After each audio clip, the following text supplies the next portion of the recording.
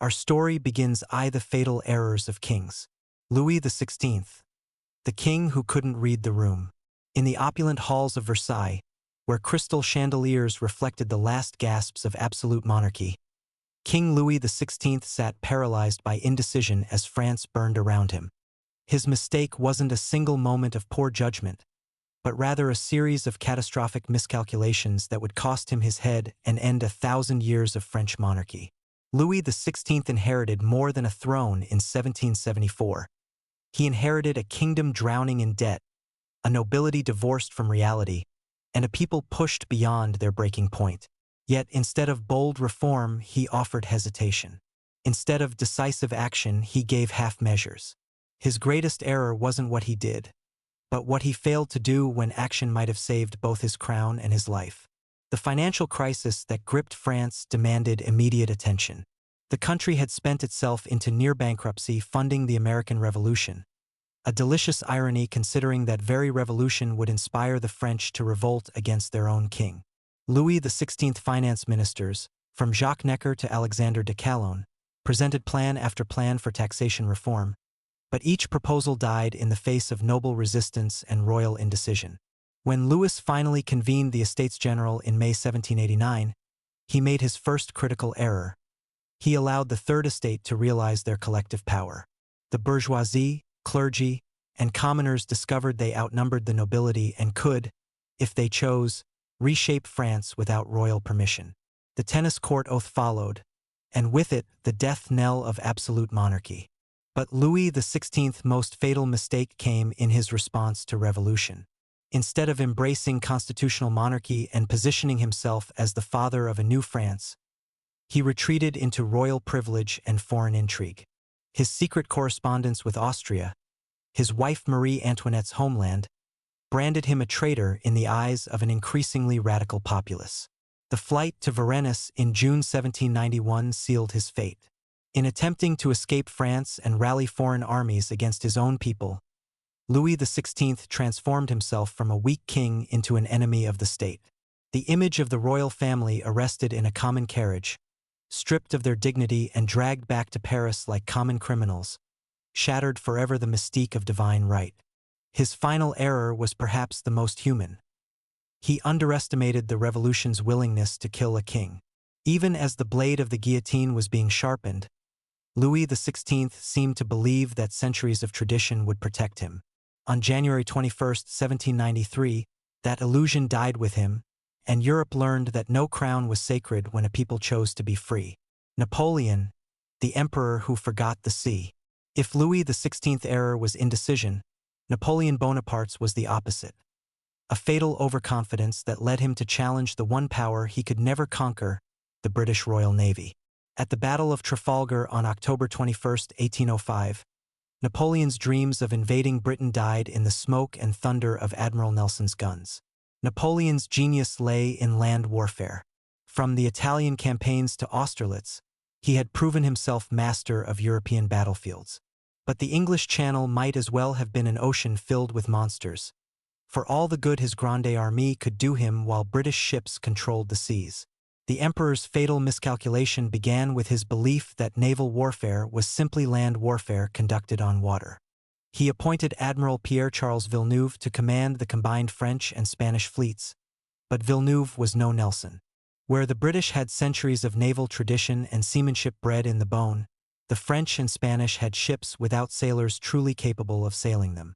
Napoleon's strategic error compounded when he ordered his fleet to break out of European ports and draw the British away from the Channel.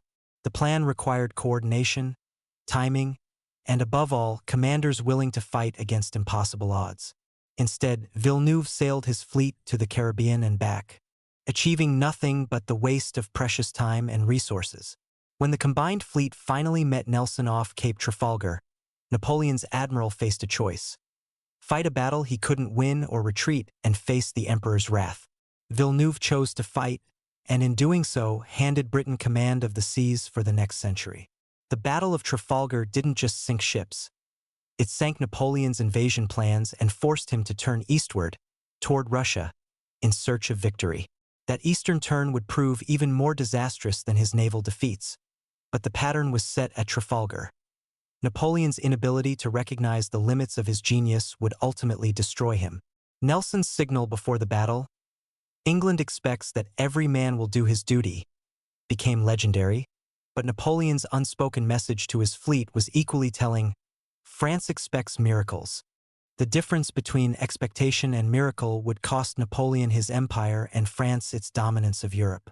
Charles I, the king who believed in divine right too much.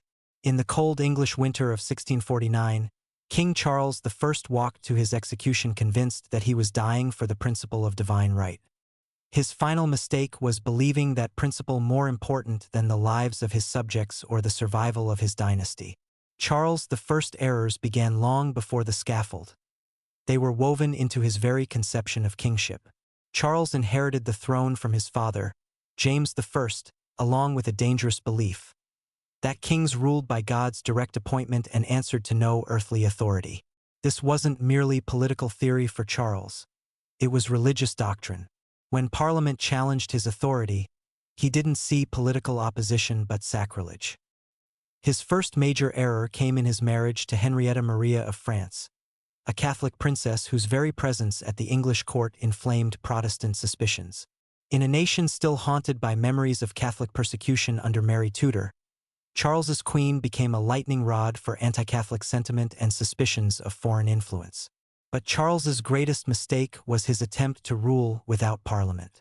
For 11 years, from 1629 to 1640, he governed through royal prerogative alone, raising taxes through dubious means and governing by decree. His personal rule might have worked in France, but England had a different political tradition, one that demanded the consent of the governed through their representatives in Parliament. When Scottish resistance to his religious policies forced Charles to recall Parliament in 1640, he faced a body of men who had 11 years of grievances to air. The long Parliament that convened was determined to limit royal power permanently, and Charles, constitutionally incapable of compromise, chose war instead. The English Civil War that followed from 1642 to 1651 wasn't just a political conflict. It was a battle over the very nature of government. Charles fought not just for his crown but for a conception of monarchy that England was no longer willing to accept. His military defeats were secondary to his intellectual inflexibility. Even in captivity, Charles continued to negotiate as if he held winning cards. He refused to accept constitutional monarchy, attempted to escape, and secretly encouraged Scottish invasion of England. Each act of duplicity further convinced his captors that he could never be trusted with power again. On the scaffold, Charles maintained his dignity and his convictions, but both were insufficient to save his life or his dynasty. His execution sent shockwaves through Europe, proving that even divine right could be severed by an executioner's axe. The message was clear. No king was so sacred that he couldn't be held accountable by his people. The lost heirs' royal children who never ruled. The Princes in the Tower, England's greatest mystery. In the summer of 1483, two young princes entered the Tower of London and vanished into history. Edward V, the rightful King of England, and his younger brother Richard, Duke of York, became pawns in a game of power that would define the Tudor dynasty and haunt English history for centuries. The story begins with the sudden death of Edward IV in April 1483. His 12-year-old son was proclaimed Edward V, but before his coronation could take place, his uncle Richard, Duke of Gloucester, struck. Claiming that Edward IV's marriage had been invalid, Richard declared his nephews illegitimate and seized the throne as Richard III. The two boys were lodged in the Tower of London, supposedly for their protection while the succession was sorted out. But protection quickly became imprisonment, and imprisonment became something far more sinister.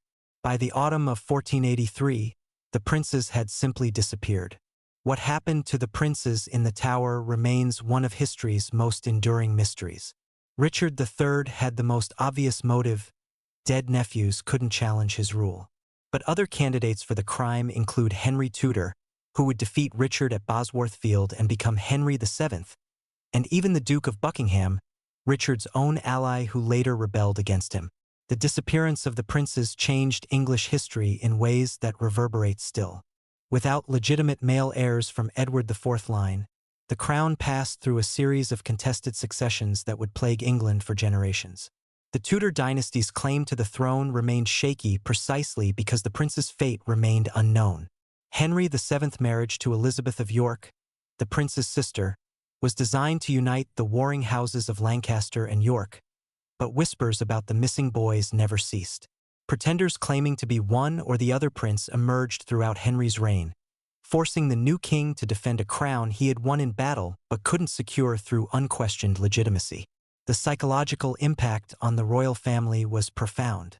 Elizabeth of York lived her entire queenship knowing that her brothers might still be alive somewhere, prisoners or exiles rather than murder victims. Henry VII's notorious parsimony and suspicious nature may have stemmed partly from his knowledge that his claim to the throne rested on the presumed deaths of 2 children. The mystery deepened in 1674 when workmen renovating the tower discovered a wooden box containing the skeletons of 2 children. Charles II ordered the remains buried in Westminster Abbey as the prince's, but modern forensic analysis has been inconclusive. Were these the bones of Edward V and Richard of York, or merely 2 other children who died in the tower over its long history as a prison and place of execution?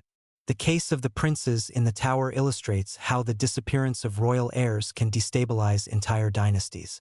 These weren't merely personal tragedies but political earthquakes that reshaped the English monarchy. Their story reminds us that in the brutal world of medieval politics, royal blood was no protection against royal ambition.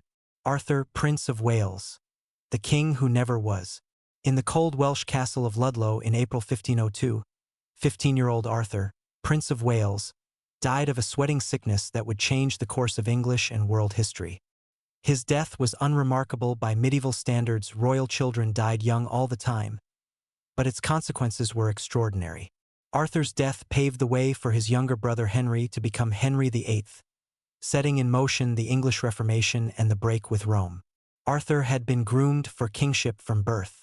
Named after the legendary King Arthur to emphasize the Tudor dynasty's supposed connection to Britain's mythical past, he was everything a medieval prince should be: educated, pious, and married to a Spanish princess who would bring England into alliance with the mighty Habsburg Empire.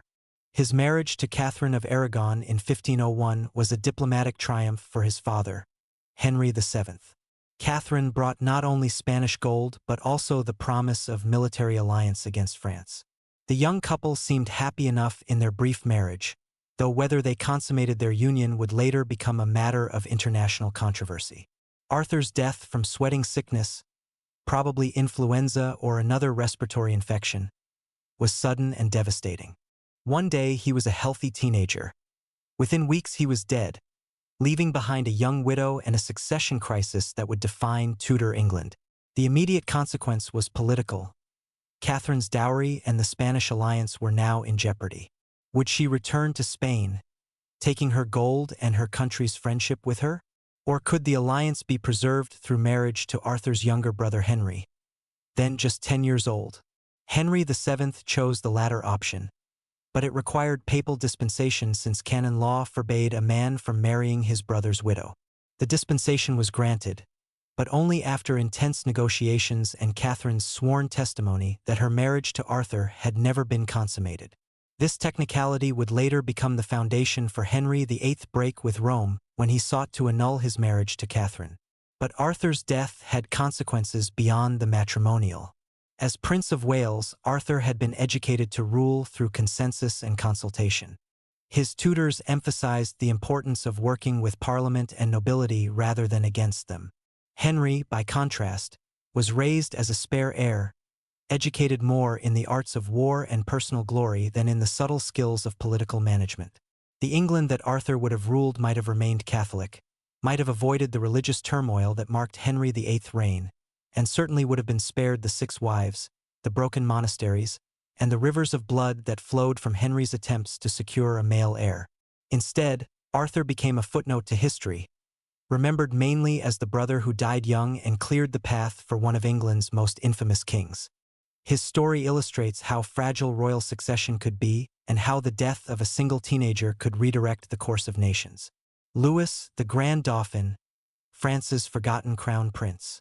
In the glittering court of Versailles, where every bow was choreographed and every meal was a ceremony, Louis the Grand Dauphin lived his entire adult life in the shadow of his father, the Sun King.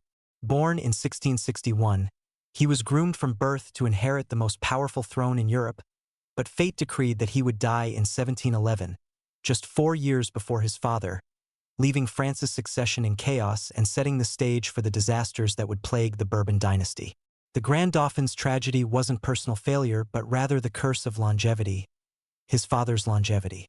That is, Louis XIV ruled France for 72 years, the longest reign in European history, which meant that his son spent 50 years as heir apparent without ever wielding real power.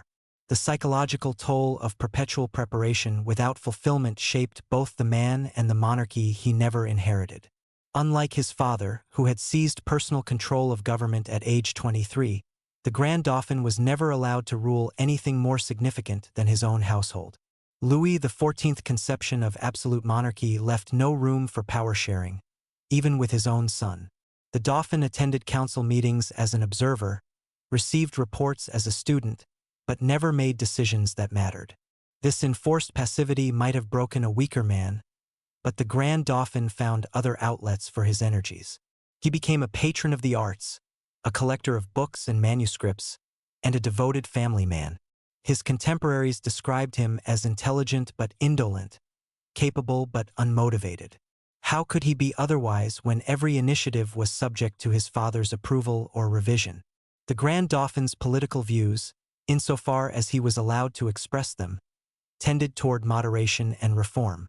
He privately criticized some of his father's policies, particularly the persecution of Huguenots and the endless wars that drained France's treasury. Had he lived to inherit the throne, he might have provided the pragmatic leadership that could have prevented the revolutionary crisis that engulfed his grandson's reign. Instead, his death in 1711 created a succession crisis that weakened the monarchy at its foundations. His eldest son, Louis, Duke of Burgundy, was next in line, but he too died in 1712, along with his wife and eldest son.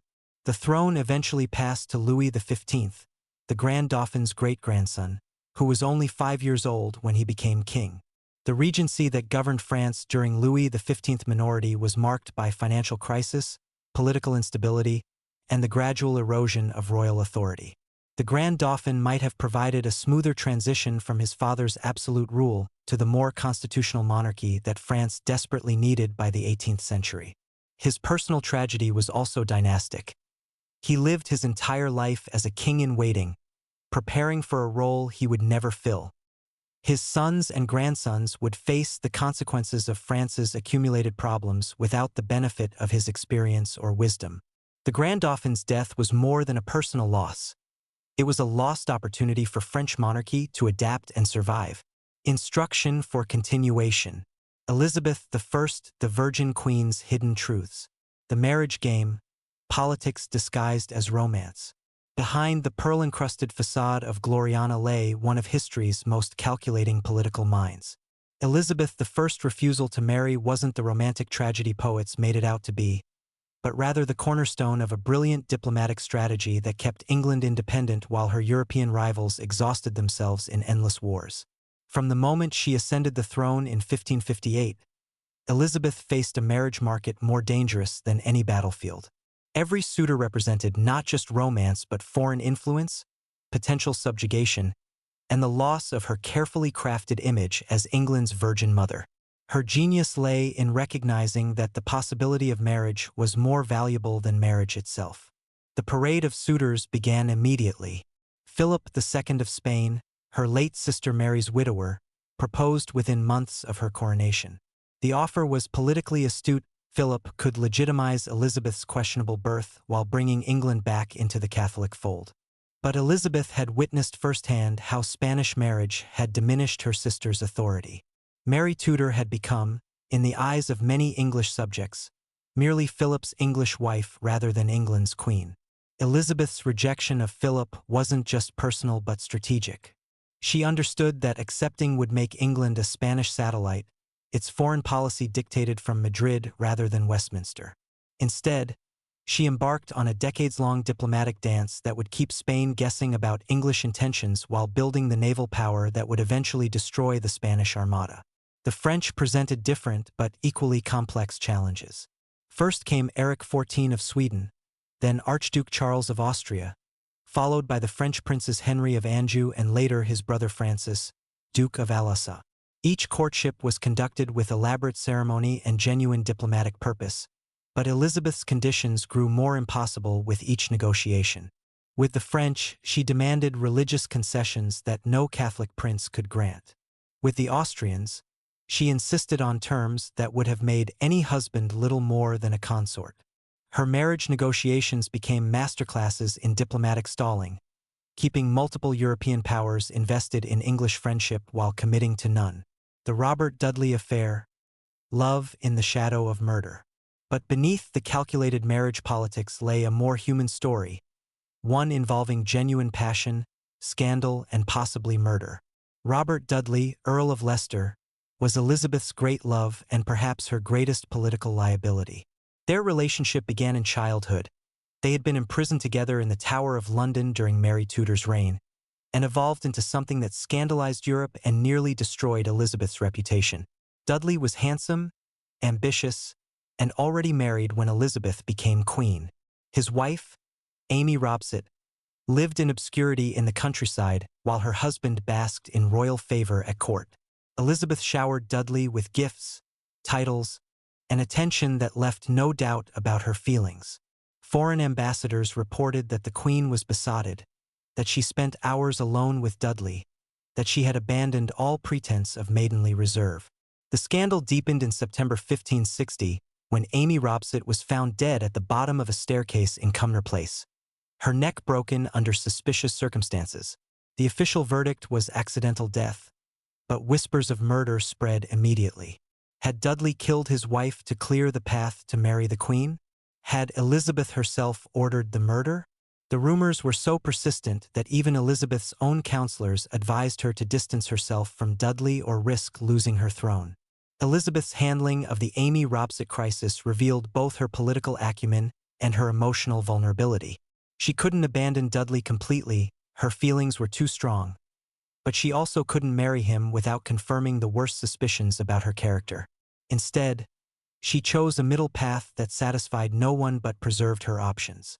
She kept Dudley at court as her master of horse, showered him with lands and titles, and maintained an intimate friendship that lasted until his death in 1588.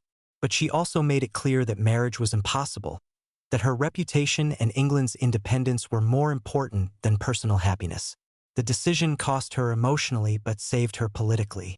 The Dudley affair taught Elizabeth valuable lessons about the intersection of personal desire and political necessity. She learned to compartmentalize her emotions, to use her feelings as diplomatic tools rather than allowing them to dictate policy. Future relationships would be conducted with greater caution and calculation. The Essex Rebellion, when favorites become threats. Elizabeth's later relationship with Robert Devereux, Earl of Essex, illustrated both the benefits and dangers of royal favoritism.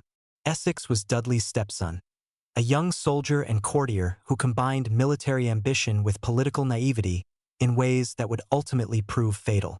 Essex captured Elizabeth's attention in the 1580s when she was approaching 50 and he was barely 20. Their relationship was complex, part maternal affection, part romantic attraction, part political alliance. Elizabeth saw in Essex the son she never had, while Essex saw in the Queen a path to power and glory that his own abilities alone could never have provided. The Queen indulged Essex's military ambitions, appointing him to command expeditions in France, Ireland, and the Netherlands. But his failures in the field, combined with his growing arrogance at court, gradually eroded their relationship. Essex demanded honors and offices as his right rather than requesting them as gifts, a fundamental misunderstanding of how royal favor operated. The breaking point came with Essex's disastrous command in Ireland from 1599 to 1600. Tasked with suppressing Hugh O'Neill's rebellion, Essex instead negotiated an unauthorized truce and returned to court without permission, hoping to justify his actions directly to the Queen. He burst into her private chambers, catching her without her wig and makeup, a violation of court protocol that symbolized his broader challenge to royal authority. Elizabeth's reaction was swift and decisive. Essex was stripped of his offices and placed under house arrest. His subsequent rebellion in February 1601 was a desperate attempt to regain power through force, but it was doomed from the start. London's citizens didn't rally to his cause, and his fellow nobles abandoned him when they realized the hopelessness of his position. The execution of Essex in February 1601 marked the end of Elizabeth's age of favorites. She was 67 years old, increasingly frail, and haunted by the necessity of killing a man she had loved like a son. The event demonstrated both her political ruthlessness and her personal tragedy. Power had required her to sacrifice not just marriage and children, but ultimately friendship itself. The succession crisis, England without an heir. Elizabeth's decision to remain unmarried and childless was perhaps her most controversial choice, one that would shape English history long after her death. By the 1590s, it was clear that she would die without direct heirs, creating a succession crisis that threatened to plunge England into civil war. The Queen's refusal to name a successor wasn't mere stubbornness but calculated policy. Naming an heir would have created an alternative power center, encouraging malcontent nobles to plot around the future monarch rather than supporting the present one. Elizabeth had seen how Henry VIII court had split between supporters of his various children. She was determined to avoid similar divisions, but the policy of deliberate ambiguity created its own problems. Foreign powers could support different claimants to the English throne, potentially turning succession into international conflict. Domestic rivals could emerge with their own claims, backed by religious or regional grievances. The longer Elizabeth delayed, the more dangerous the situation became. The most obvious candidate was James VI of Scotland, son of Mary Queen of Scots and Elizabeth's nearest Protestant relative. But naming James would essentially unite the English and Scottish crowns under Scottish leadership, a prospect that horrified many English nobles. James was also untested, foreign, and associated with his mother's Catholic conspiracies. Other potential heirs included various descendants of Henry VIII's sisters, each with their own advantages and disadvantages. Lady Catherine Grey had Tudor blood but had married without royal permission. The Earl of Huntingdon could claim descent from Edward III but through a line that many considered illegitimate.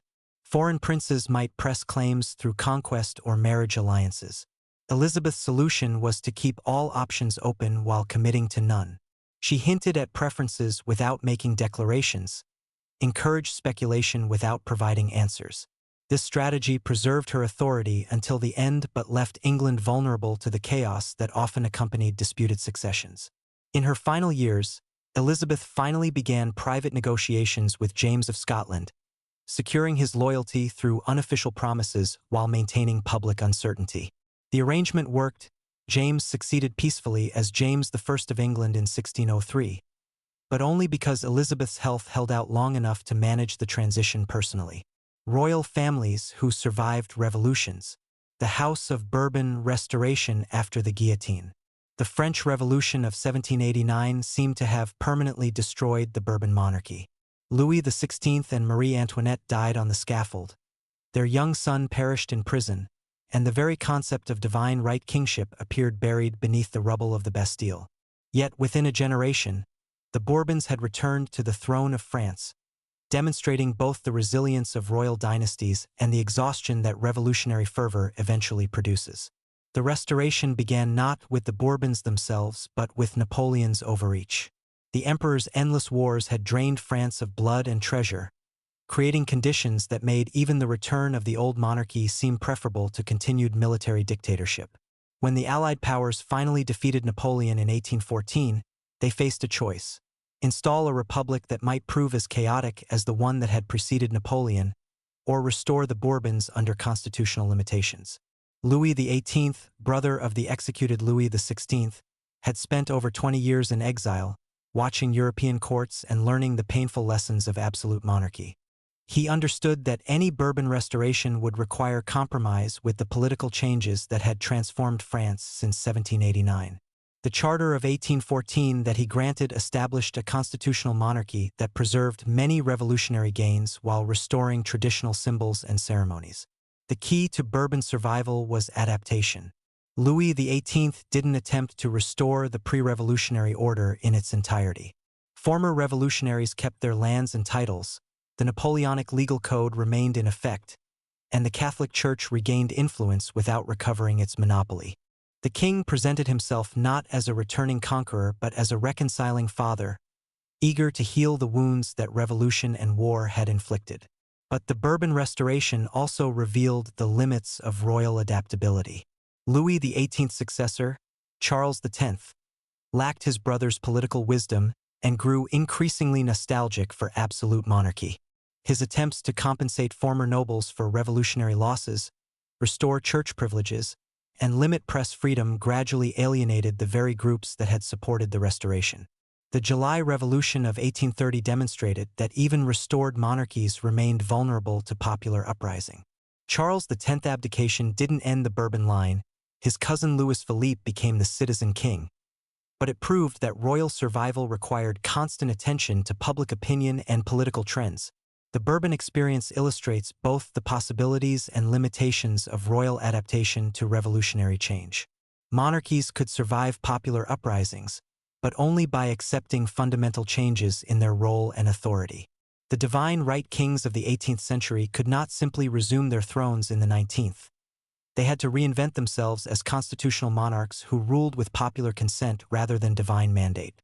The Japanese imperial house, surviving occupation and democracy.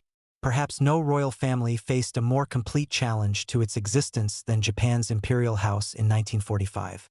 Emperor Hirohito had presided over a disastrous war that ended with atomic bombs, foreign occupation, and the complete collapse of the system that had sustained his ancestors for over a millennium. Yet the emperor not only survived but adapted to become the symbol of Japan's democratic transformation. The crisis facing the imperial institution in 1945 was existential. General MacArthur and the Allied occupation forces had the power to abolish the monarchy entirely, as they had done with Germany's various royal houses. Many Americans saw Emperor Hirohito as personally responsible for Japanese aggression and war crimes, deserving punishment rather than preservation. But MacArthur made a calculated decision to preserve the emperor while stripping him of political power. The general recognized that the imperial institution could serve as a stabilizing force during Japan's transition to democracy, providing continuity and legitimacy that a purely foreign-imposed government could never achieve. Emperor Hirohito's personal transformation was as dramatic as his institutional role change. From a divine figure whose subjects couldn't look directly upon him, he became a constitutional monarch who toured his country, met with ordinary citizens, and even appeared on radio and television. His 1946 declaration renouncing his divine status, the Humanity Declaration, marked one of the most remarkable royal reinventions in history. The key to imperial survival was the emperor's willingness to embrace radical change. Instead of clinging to traditional prerogatives, Hirohito accepted his new role as a symbol of state rather than its ruler. He studied democratic theory, learned to work with elected officials, and gradually rebuilt popular support through personal accessibility and dedication to peace. The imperial family's survival also depended on their ability to embody Japan's post-war values. Crown Prince Akihito's marriage to a commoner in 1959 symbolized the democratization of Japanese society, while the emperor's consistent support for pacifism aligned the monarchy with popular war weariness. The Japanese example demonstrates that royal survival in the modern era requires more than constitutional adaptation. It demands personal transformation and genuine commitment to democratic values. The imperial house survived not by maintaining its traditional role, but by discovering a new one that served both the needs of the Japanese people and the requirements of democratic government. The Spanish Bourbons, from dictatorship to democracy.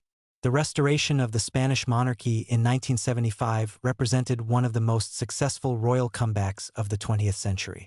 King Juan Carlos I inherited a throne that had been vacant for 44 years and a country divided by civil war memories and shaped by nearly 4 decades of Francisco Franco's dictatorship. His success in guiding Spain's transition to democracy while establishing the monarchy's legitimacy offers valuable lessons about royal adaptation to political change. Juan Carlos's position in 1975 was uniquely challenging. Franco had designated him as his successor, which gave him legal authority but also associated him with an increasingly unpopular dictatorship. Many Spaniards saw him as Franco's puppet, while others feared that any change might trigger another civil war. The king had to establish his independence from the Franco regime while avoiding the chaos that revolutionary change might bring. The young king's strategy was to embrace democratic reform while maintaining institutional stability. He retained Franco's prime minister initially but made it clear that political liberalization was inevitable. His Christmas speech in 1975 promised a future based on the consent of all Spaniards, signaling his commitment to democracy without explicitly rejecting the Franco legacy. The crucial test came with the attempted military coup of February 23, 1981. When army officers seized the Parliament building and demanded a return to authoritarian rule, Juan Carlos faced a choice that would define both his reign and Spain's future. His decision to appear on television in military uniform and order the armed forces to remain loyal to the constitutional government was perhaps the most important single act by any European monarch in the post-war era. The king's intervention during the coup attempt established his democratic credentials beyond question. He had used his constitutional authority not to preserve royal privilege but to protect democratic institutions. This demonstration of commitment to democracy transformed him from Franco's appointed successor into the architect of Spain's democratic transition. Juan Carlos's success also depended on his willingness to limit his own power. The 1978 Constitution established a parliamentary monarchy with the king as a purely ceremonial head of state. Unlike some restored monarchs who chafed at constitutional restrictions, Juan Carlos embraced his limited role and focused on building the monarchy's moral authority rather than expanding its political power. The Spanish Restoration demonstrates that modern monarchies can successfully emerge from authoritarian contexts, but only through complete commitment to democratic values and institutions. Juan Carlos's reign proved that kings could serve as agents of democratic change rather than obstacles to it, but only by accepting that their survival depended on popular consent rather than traditional legitimacy. Hidden royal scandals that shaped history. The affair of the diamond necklace. Marie Antoinette's reputation destroyed. In the summer of 1785, a scandal erupted at the court of Versailles that would irreparably damage Marie Antoinette's reputation and contribute to the revolutionary fervor that would cost her life. The affair of the diamond necklace revealed the corruption and decadence that surrounded the French monarchy, while demonstrating how easily royal reputations could be manipulated by clever criminals and hostile propaganda. The scandal began with a necklace worth 1.6 million livres, equivalent to several $1,000,000 today. The jewelers Bamer and Bassenge had created this masterpiece for Louis XV mistress, Madame du Barry, but the king's death left them with an unsellable luxury item that threatened to bankrupt their business. They repeatedly tried to interest Marie Antoinette in purchasing the necklace, but the queen, despite her reputation for extravagance, refused. Enter Jeanne de la Motte, a minor noblewoman with major debts and unlimited ambition. She convinced Cardinal de Rohan, the Grand Almoner of France, that she could restore him to royal favor by serving as an intermediary with the queen. Rohan had offended Marie Antoinette years earlier and desperately sought reconciliation. La Motte's scheme was breathtakingly audacious. She forged letters from the queen expressing interest in purchasing the necklace secretly, arranged a midnight meeting in the gardens of Versailles where an actress impersonated Marie Antoinette, and convinced Rohan to guarantee payment for the necklace. When the jewelers delivered their masterpiece, La Motte broke it up and sold the individual diamonds, keeping the proceeds for herself. The fraud unraveled when the jewelers demanded payment and discovered that the queen knew nothing about the purchase. Cardinal de Rohan was arrested at Versailles in his pontifical robes, creating a spectacle that scandalized Catholic Europe. The subsequent trial revealed the entire conspiracy but also exposed the corruption and gullibility that pervaded the highest levels of French society. Marie Antoinette was legally innocent but suffered enormous damage to her reputation. The trial proceedings, widely reported in pamphlets and newspapers, portrayed her as either criminally complicit or stupidly manipulated. Either interpretation reinforced popular images of royal corruption and incompetence. The scandal's political impact was enormous. It occurred at a time when France faced financial crisis and growing demands for political reform. The spectacle of cardinal and queen entangled in diamond fraud confirmed popular suspicions about aristocratic privilege and moral decay. Revolutionaries would later cite the diamond necklace affair as evidence of royal corruption. More broadly, The scandal demonstrated how vulnerable monarchies had become to public opinion and media manipulation. In an age of expanding literacy and printing, royal reputations could be destroyed by clever criminals and hostile propagandists. The mystique that had protected monarchy for centuries was dissolving in the acid of public scrutiny and popular skepticism. The Mordaunt divorce case, Edward VII's narrow escape. In 1870, the future Edward VII found himself dangerously close to a scandal that could have destroyed his prospects of inheriting the throne. The Mordaunt divorce case threatened to expose the Prince of Wales's extramarital affairs and drag the British monarchy into the kind of public disgrace that had toppled other European dynasties. Sir Charles Mordaunt had filed for divorce from his young wife Harriet, citing adultery with multiple partners. Among the evidence were letters from the Prince of Wales, addressed to Lady Mordaunt in terms that suggested intimacy beyond mere friendship. When the prince was subpoenaed to testify in court, Britain faced the unprecedented spectacle of an heir to the throne appearing as a witness in a divorce case. The political implications were staggering. Queen Victoria had spent decades rebuilding the monarchy's moral authority after the scandals of her uncle's reigns. The prince's involvement in a sordid divorce case threatened to undo all that careful work. Prime Minister Gladstone privately warned that the monarchy itself might not survive if Edward were proven to be an adulterer. Edward's testimony was carefully crafted to minimize damage while technically remaining truthful. He admitted to visiting Lady Mordaunt but denied any improper intimacy. His lawyers had prepared him extensively, and he managed to avoid perjuring himself while also avoiding damaging admissions.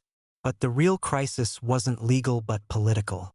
The British public was increasingly unwilling to tolerate royal misbehavior, especially at a time when middle-class moral standards were becoming more rigid.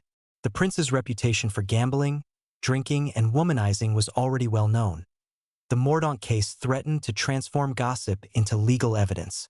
The monarchy's survival strategy relied on damage control and distraction. Queen Victoria increased her own public appearances to remind subjects of royal dignity and duty. The prince was encouraged to undertake more official engagements and charitable work. Most importantly, his marriage to Alexandra of Denmark provided visible evidence of domestic respectability. The case also revealed the growing power of the press to make or break royal reputations. Newspaper coverage of the trial was extensive and often hostile to the prince. Political cartoonists had a field day depicting royal hypocrisy and moral failure. The monarchy had to learn to manage public relations in ways that previous generations of rulers had never imagined.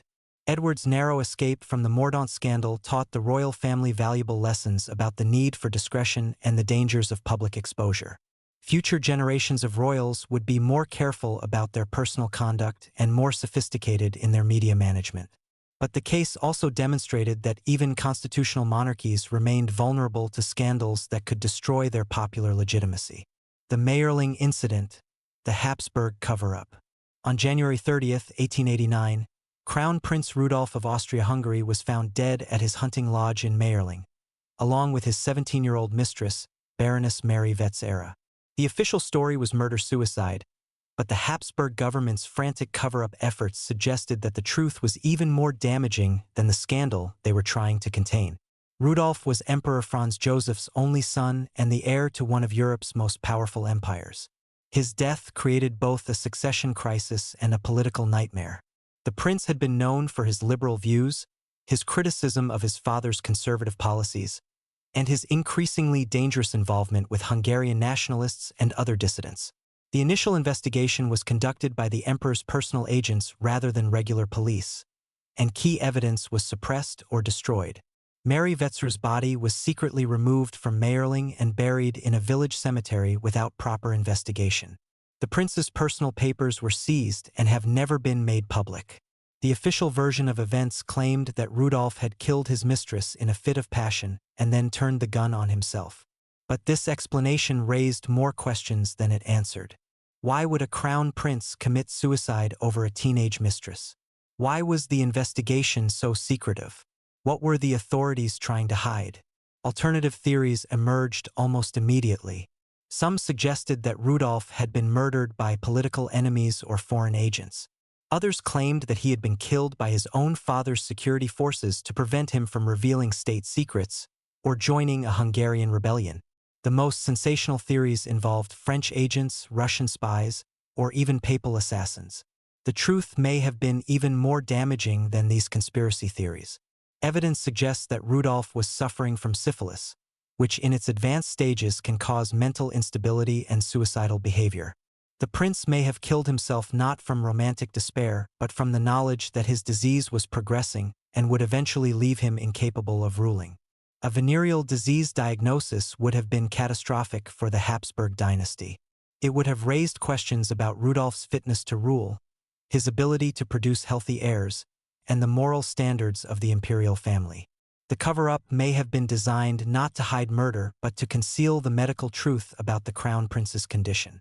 The Mayerling incident's immediate political consequences were severe. Franz Joseph had to designate his nephew Franz Ferdinand as heir, setting in motion the chain of events that would lead to the Archduke's assassination in Sarajevo and the outbreak of World War I.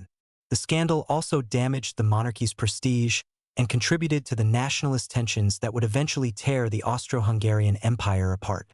The case demonstrates how royal scandals could have consequences far beyond the individuals involved. The death of one prince reshaped European diplomacy, altered succession laws, and contributed to the instability that would characterize the continent for the next half-century. Sometimes the cover-up was more historically significant than the crime itself. Mysterious royal gifts and symbols of power. The Sun King's golden web. Louis XIV's strategic generosity. In the glittering halls of Versailles, every gift was a political statement, every present a calculated move in the great game of European diplomacy. Louis XIV understood better than any monarch before him that generosity could be a weapon, that carefully chosen gifts could bind recipients more securely than any treaty or alliance. His system of royal largesse created a web of obligation and dependence that extended from the French court to the far corners of Europe. The Sun King's gift-giving began at home with his courtiers and extended outward to foreign dignitaries, enemy generals, and potential allies. Each present was carefully calibrated to the recipient's status, desires, and political value. A diamond-encrusted snuff-box might secure a German prince's neutrality, while a pension and a chateau could transform an English nobleman into a French agent. Louis XIV's most famous gifts were perhaps those he bestowed upon his mistresses, but even these personal tokens served political purposes. When he presented Madame de Montespan with a magnificent pearl necklace worth more than a provincial town's annual revenue, he wasn't merely expressing affection, but displaying his power to transform personal favor into material wealth. The Château de Marly, built as a retreat from the formality of Versailles, became the setting for the most exclusive gift-giving ceremonies. Invitation to Marly was itself a gift more precious than gold, and those who received it understood that they had been marked for special favor. The king would distribute watches, jewelry, and exotic curiosities brought by explorers from the New World, each item carefully chosen to reinforce his image as the source of all good things in France. But Louis XIV's most sophisticated gifts were those he gave to foreign royalty. The elaborate presents sent to the Ottoman Sultan included clockwork automata, telescopes, and mechanical marvels that demonstrated French technological superiority. These weren't mere diplomatic courtesy but carefully crafted propaganda designed to awe and intimidate. The political effectiveness of royal gift-giving was demonstrated during the War of the Spanish Succession, when Louis XIV's presence helped secure crucial alliances. Bavarian Elector Maximilian Emmanuel received not only French gold but also a magnificent ceremonial sword that proclaimed his status as a Marshal of France. The Duke of Savoy was wooed with promises of territorial gains backed by immediate gifts of French artwork and luxury goods. Perhaps the most cynical example of Louis XIV's strategic generosity was his treatment of English court figures during the reign of Charles II. The French king's secret payments to English nobles, disguised as gifts and pensions, created a pro-French faction at the English court that influenced policy for decades. The Earl of Arlington received regular shipments of French wines and delicacies, while the Duke of York, later James II, was given access to French military advisors and equipment. The system of royal gifts also extended to cultural figures whose influence could shape public opinion. Writers, artists, and philosophers throughout Europe received French patronage, creating an intellectual network that promoted French values and interests. Voltaire's pension from Louis XV was just one example of how monetary gifts could secure cultural influence. The Sun King's gift-giving strategy revealed both the power and limitations of absolute monarchy. While his presence could secure temporary loyalty and create networks of dependence, they also required enormous financial resources that contributed to France's fiscal crisis. The revolution that would eventually destroy the Bourbon monarchy was partly funded by the very wealth that Louis XIV had distributed so lavishly to secure his power. The Jacobite jewels, symbols of lost kingdoms. Hidden within the Tower of London's collection of crown jewels lies one of the most poignant symbols of royal failure in British history. The Lesser George, a diamond-encrusted insignia of the Order of the Garter, was the final gift of the exiled Stuart dynasty to their lost kingdom. When Bonnie Prince Charlie fled Scotland after the defeat at Culloden in 1746, he left behind more than just a failed rebellion. He abandoned a treasure trove of symbolic objects that told the story of three dynasties' claims to the British throne. The story of the Jacobite jewels begins with James II's flight from England in 1688. As the last Catholic king of England prepared to abandon his throne, he gathered the most portable symbols of royal authority: the coronation ring, several state crowns, and most importantly, the Great Seal of England. These objects weren't just valuable. They were talismanic, representing the divine authority that James believed he retained despite his political defeat. James II court in exile at Saint-Germain-en-Laye became a museum of lost monarchy, where every jewel and ceremonial object served as a reminder of what the Stuarts had forfeited and what they hoped to regain. The exiled king's supporters brought their own treasures to France, creating a collection that represented not just royal wealth, but the loyalty of those who had sacrificed everything for the Stuart cause. The Old Pretender, James Francis Edward Stuart, inherited these symbols along with his father's claims to the throne. But as the years passed and restoration seemed increasingly unlikely, the practical value of the jewels began to outweigh their symbolic importance. Financial necessity forced the sale of many pieces, each transaction marking another step away from the possibility of return. Bonnie Prince Charlie's use of the remaining Jacobite treasures during the 1745 rebellion revealed both their continued symbolic power and their ultimate futility. The prince wore his great-grandfather's ceremonial sword at the Battle of Prestonpans, carried his grandfather's silver campaign cutlery during the march into England, and displayed the exiled court's remaining regalia during his brief triumph in Edinburgh.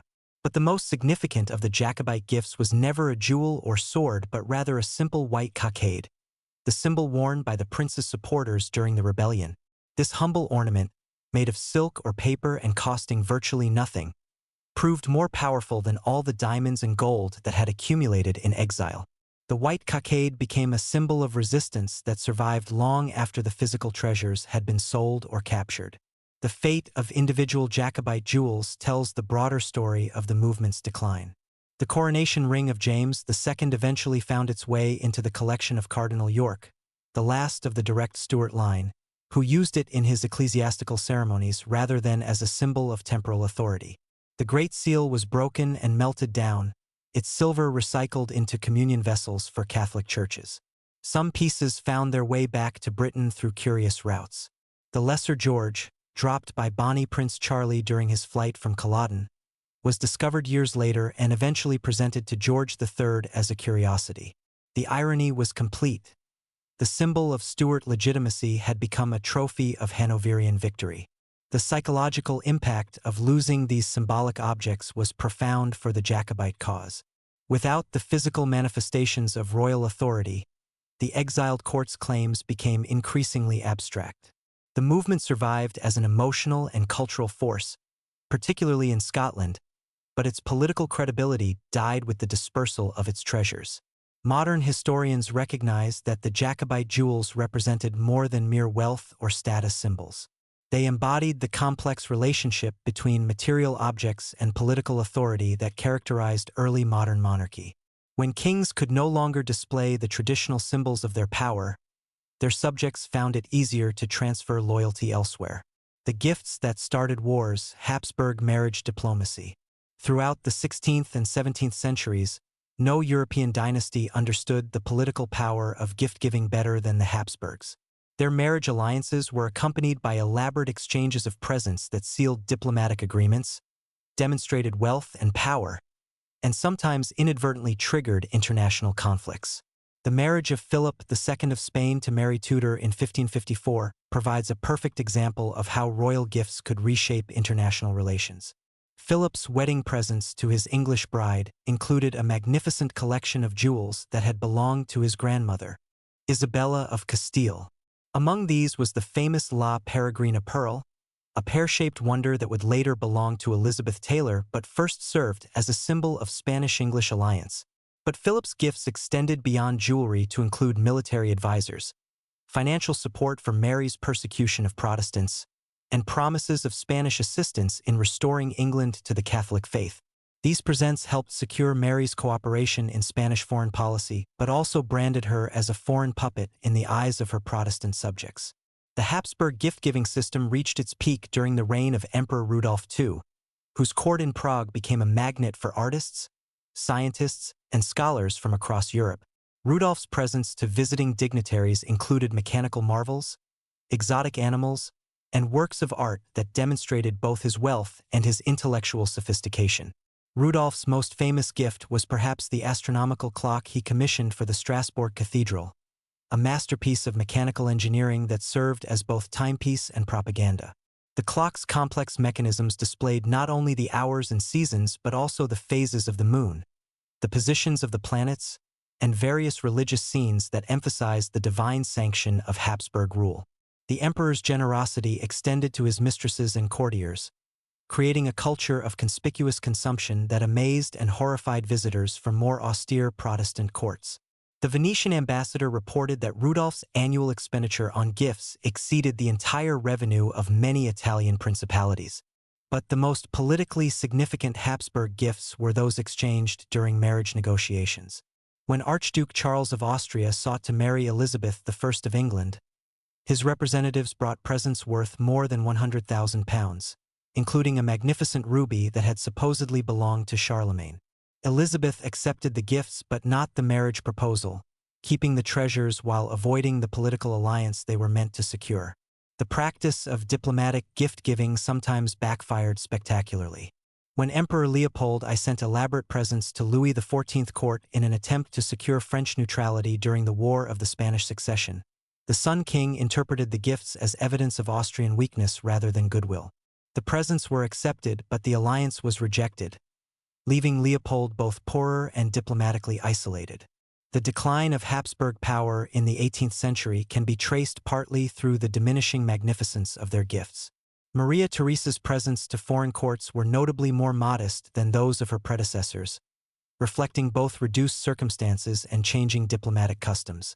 The age of gift diplomacy was ending, replaced by more formal treaty negotiations and professional diplomatic services. The legacy of Habsburg gift-giving survived in the family's art collections, many of which began as diplomatic presents that were never delivered or reciprocal gifts that accumulated over generations. The treasures now displayed in Vienna's museums tell not just the story of artistic achievement, but of political relationships, failed alliances, and the complex web of obligations that held the old European order together. Lost kingdoms and vanished monarchies.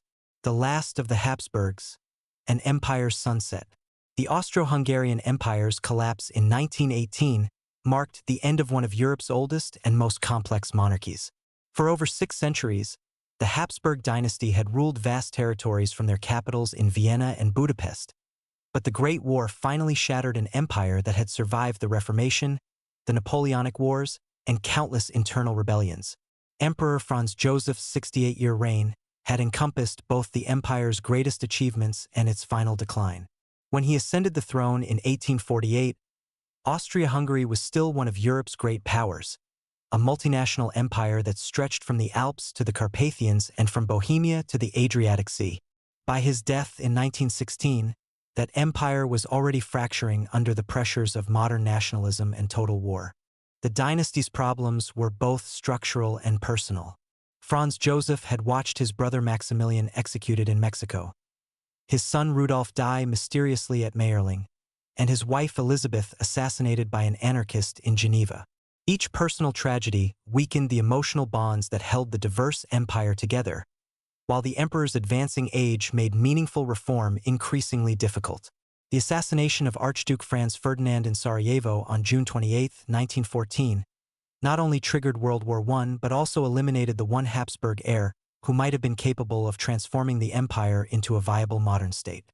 Franz Ferdinand's plans for a trialist monarchy that would have given the Slavs equal status with Germans and Hungarians died with him in the streets of Sarajevo. The war years revealed the empire's fundamental weaknesses. The army spoke 11 different languages, making coordination nearly impossible. Czech and Polish regiments showed increasing reluctance to fight for a German-speaking emperor, while Hungarian politicians used the crisis to extract greater autonomy for their portion of the empire. Emperor Karl I, who inherited the throne after Franz Joseph's death, made desperate attempts to save the dynasty through separate peace negotiations with the Allies. His secret letters to his brother-in-law, Prince Sixtus of Bourbon-Parma, offering territorial concessions in exchange for a separate peace, were discovered and published by the French government, destroying his credibility with Germany and making him appear weak to his own subjects. The empire's final collapse came not through military defeat, but through internal disintegration. As defeat became inevitable in 1918, the various nationalities within the empire declared independence one by one. The Czechs proclaimed the Republic of Czechoslovakia, the Poles joined the restored Polish state, and the South Slavs united with Serbia to form Yugoslavia. Karl I's abdication proclamation on November 11, 1918, was carefully worded to renounce participation in government affairs rather than formally abdicate, preserving the theoretical possibility of restoration. But the gesture was empty. The empire had already dissolved around him, leaving him an emperor without subjects, a king without a kingdom. The last Habsburg emperor died in exile on the Portuguese island of Madeira in 1922, still only 34 years old.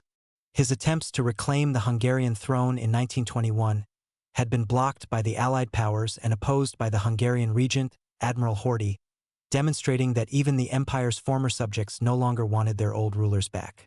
The Habsburg legacy survived in the cultural and architectural monuments of their former empire, from the Schönbrunn Palace in Vienna to the Parliament building in Budapest. But the political structure they had created, a multinational empire held together by dynastic loyalty and Catholic tradition, proved unable to survive in an age of ethnic nationalism and democratic ideology. The empire's collapse created a power vacuum in Central Europe that would contribute to the instability leading to World War II. The small successor states that replaced Habsburg rule lacked the military and economic resources of the old empire, making them vulnerable to German and Soviet expansion. In destroying the Habsburg monarchy, the Allies had eliminated one of the few institutions capable of providing stability in one of Europe's most volatile regions. The princes of India, jeweled kingdoms lost to independence. The partition of British India in 1947 marked the end not just of colonial rule but of hundreds of princely states that had survived for centuries under British protection. From the magnificent palaces of Rajasthan to the spice-scented courts of South India, over 560 native rulers found themselves facing a choice between integration into the new nations of India and Pakistan or the loss of everything their dynasties had built over generations.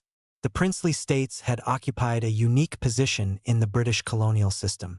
Unlike directly ruled territories, these kingdoms maintained nominal independence under British paramountcy, allowing their rulers to preserve traditional ceremonies, maintain private armies, and govern according to local customs.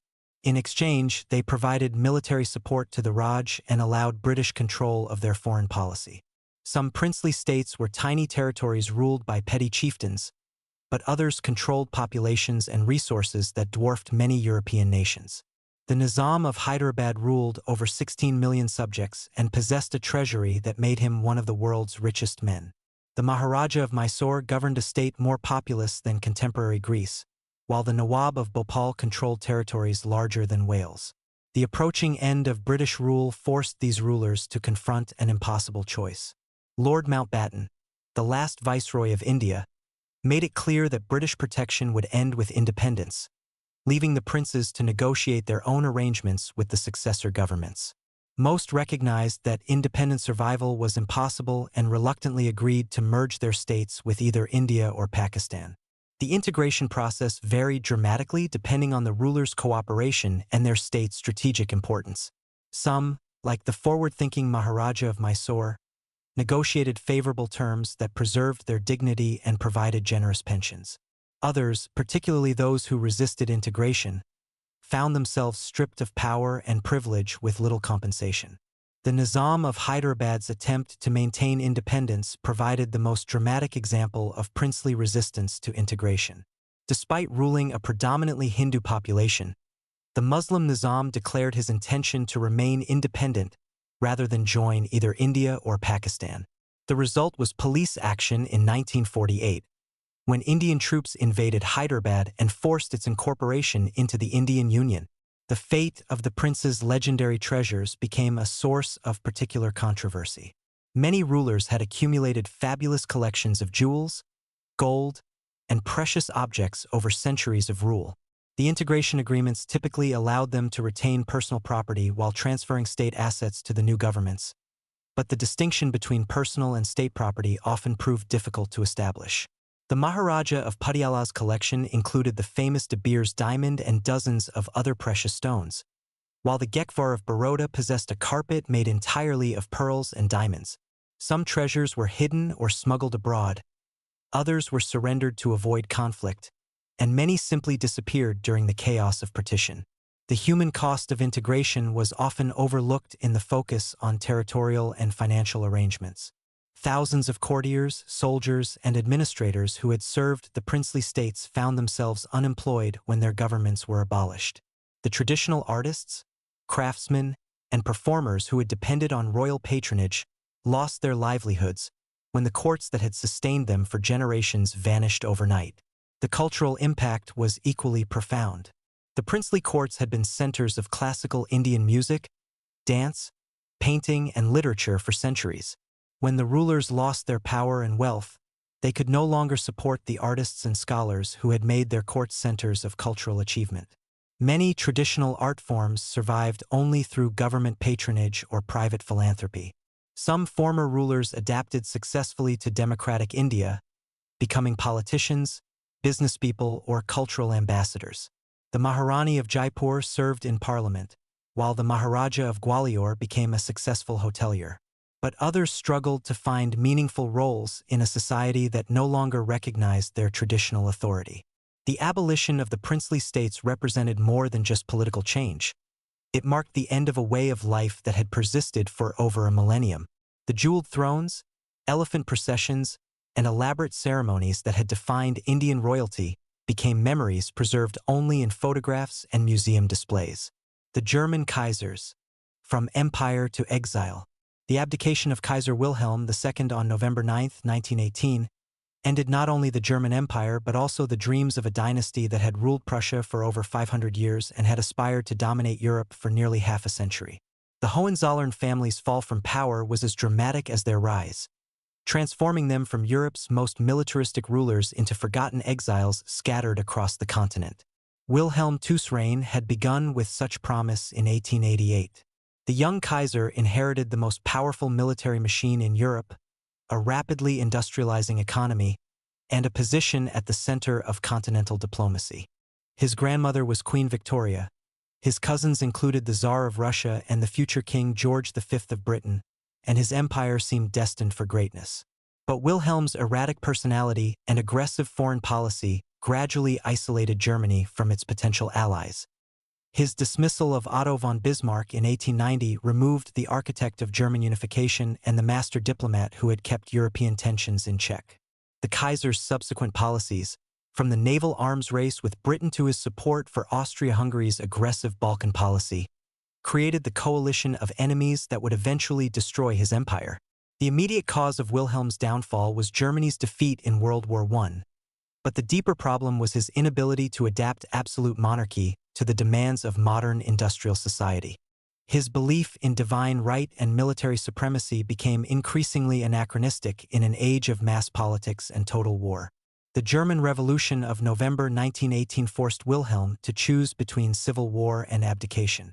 His generals made it clear that the army would no longer fight for him, while politicians across the political spectrum demanded his removal as the price of peace negotiations with the Allies. On November 9th, facing the collapse of his government and military, Wilhelm crossed the border into Holland and exile. The former Kaiser's life in exile at Doorn Castle became a symbol of monarchy's irrelevance in the 20th century. Surrounded by a small court of loyal retainers, Wilhelm spent his days chopping wood, studying archaeology, and writing bitter memoirs that blamed everyone but himself for Germany's defeat. His hope for restoration grew increasingly faint as the Weimar Republic stabilized and democratic government took root in Germany. The rise of Hitler initially gave Wilhelm some hope that monarchy might be restored as part of Germany's national renewal. But the Nazi dictator had no intention of sharing power with a rival claimant to German leadership. Hitler's regime tolerated the exiled Kaiser as a harmless relic while ensuring that no serious restoration movement could develop. Wilhelm's death in 1941, during the German occupation of Holland, marked the end of an era. His funeral was attended by only a handful of German officials and local Dutch dignitaries, a stark contrast to the elaborate ceremonies that had marked Hohenzollern rule for centuries. The man who had once commanded the loyalty of 65 million Germans died almost forgotten by the country he had led into catastrophe. The fate of the other German royal houses was equally tragic. The kings of Bavaria, Württemberg, and Saxony all abdicated in 1918, ending dynasties that had ruled for centuries. Many of their palaces were converted into museums or government offices, while their treasures were sold to pay debts or support impoverished royal families. Some German princes attempted to adapt to democratic society by becoming businessmen or politicians, but most found the transition difficult. The skills required for absolute rule, military command, ceremonial display, and aristocratic networking proved largely useless in Republican Germany. The broader impact of the German monarchy's collapse extended far beyond Germany itself. The fall of the Kaisers eliminated one of the few institutions that might have provided stability during the chaos of the Weimar period. Without traditional authority to fall back on, Germany became vulnerable to the radical ideologies that would eventually produce the Nazi dictatorship. The extinction of German monarchy also removed an important element of European diplomatic culture. For centuries, royal marriages and dynastic connections had provided informal channels of communication between European courts.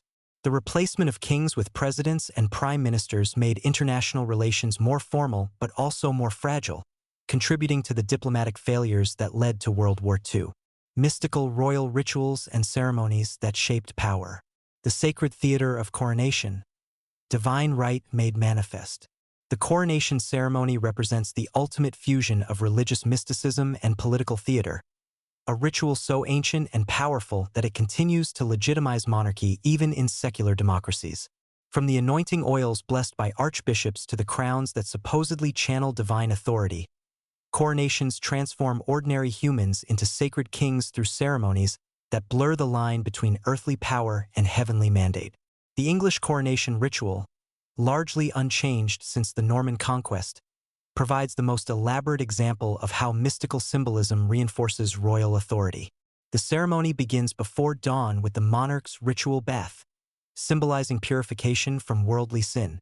The sovereign then dresses in simple white garments, representing their spiritual rebirth as God's anointed representative on earth.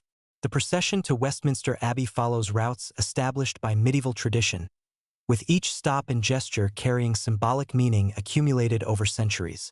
The presentation of the regalia, the crown, scepter, orb, and sword, represents the transfer of temporal and spiritual authority from the divine realm to the earthly sovereign.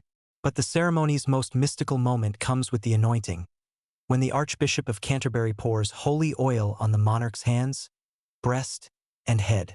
This oil, blessed according to formulas dating back to the Byzantine Empire, is believed to confer a sacred character that sets the monarch apart from ordinary mortals.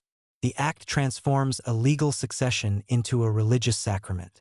The coronation of Elizabeth II in 1953 demonstrated the enduring power of these ancient rituals even in the television age. Despite the ceremony's broadcast to millions of viewers worldwide, its mystical elements remained intact. The anointing was kept private, hidden from cameras by a golden canopy, preserving the sacred mystery that distinguishes coronation from mere political inauguration. French coronation rituals at Reims Cathedral emphasized the monarchy's divine sanction through different, but equally powerful symbolism. The Holy Ampulla, a golden vessel supposedly containing oil brought from heaven by a dove for the baptism of Clovis in 496 CE, represented the unbroken chain of divine approval stretching back to France's first Christian king. The ceremony included the ritual healing of scrofula victims, demonstrating the king's supernatural powers. Hundreds of diseased subjects would gather outside Reims Cathedral, hoping that the newly crowned monarch's touch could cure their afflictions. The healing ceremony wasn't mere superstition but political theater designed to prove that God had genuinely blessed the new king with miraculous abilities. Russian coronation ceremonies in the Assumption Cathedral of the Moscow Kremlin combined Byzantine religious traditions with Mongol imperial symbolism, creating a unique ritual that proclaimed the Tsar as both Orthodox Christian ruler and heir to the Khans who had once dominated Eastern Europe. The ceremony's climax came when the Tsar crowned himself, demonstrating that his authority came directly from God rather than through ecclesiastical mediation. The mystical power of coronation rituals extended beyond the ceremony itself into the objects used in the proceedings. Coronation regalia were treated as sacred relics imbued with supernatural power. The Stone of Scone, used in Scottish coronations for centuries before its capture by Edward I, was believed to cry out when touched by a rightful king. The crown of Saint Stephen in Hungary was said to confer legitimacy on its wearer regardless of their bloodline or election. These beliefs had practical political consequences. Pretenders to thrones often focused their efforts on capturing coronation regalia, understanding that possession of the sacred objects could legitimize their claims more effectively than military victory or popular support. The English Civil War saw Parliament deliberately destroying many pieces of royal regalia to prevent their use in future restoration ceremonies.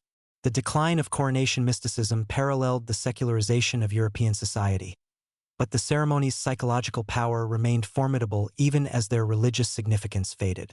Modern coronations function as national celebrations and media spectacles, while retaining enough traditional elements to maintain the monarchy's special status. The transformation of coronation from private religious ceremony to public celebration reflects broader changes in the relationship between rulers and subjects. Medieval coronations excluded common people and emphasized the monarch's separation from ordinary humanity. Modern ceremonies include representatives of all social classes and stress the sovereign's connection to their people while maintaining enough mystical elements to preserve royal authority. The daily liturgy of absolute power, Louis XIV Versailles. At the Palace of Versailles, every moment of Louis XIV Day was choreographed as a sacred ritual designed to reinforce his status as the Sun King, the earthly representative of divine order. The elaborate ceremonies that surrounded the monarch's most mundane activities, waking, dressing, eating, and sleeping, transformed a human being into a living symbol of absolute power. The lever or morning rising ceremony began each day with a carefully orchestrated ritual that could take over an hour to complete. The king's awakening was announced by his first valet de chambre, who drew back the bed curtains at precisely 8 o'clock. The placement of each courtier in the royal bedchamber was determined by rigid protocol that reflected their rank and relationship to the crown. The privilege of handing the king his shirt was reserved for the highest-ranking nobleman present, often a prince of the blood or a duke. Lesser courtiers might be allowed to hold a sleeve or adjust a button, each gesture representing access to royal favor that could translate into political influence, military commands, or financial rewards. The morning ritual continued with the king's breakfast, attended by selected courtiers who stood in silent reverence while he ate.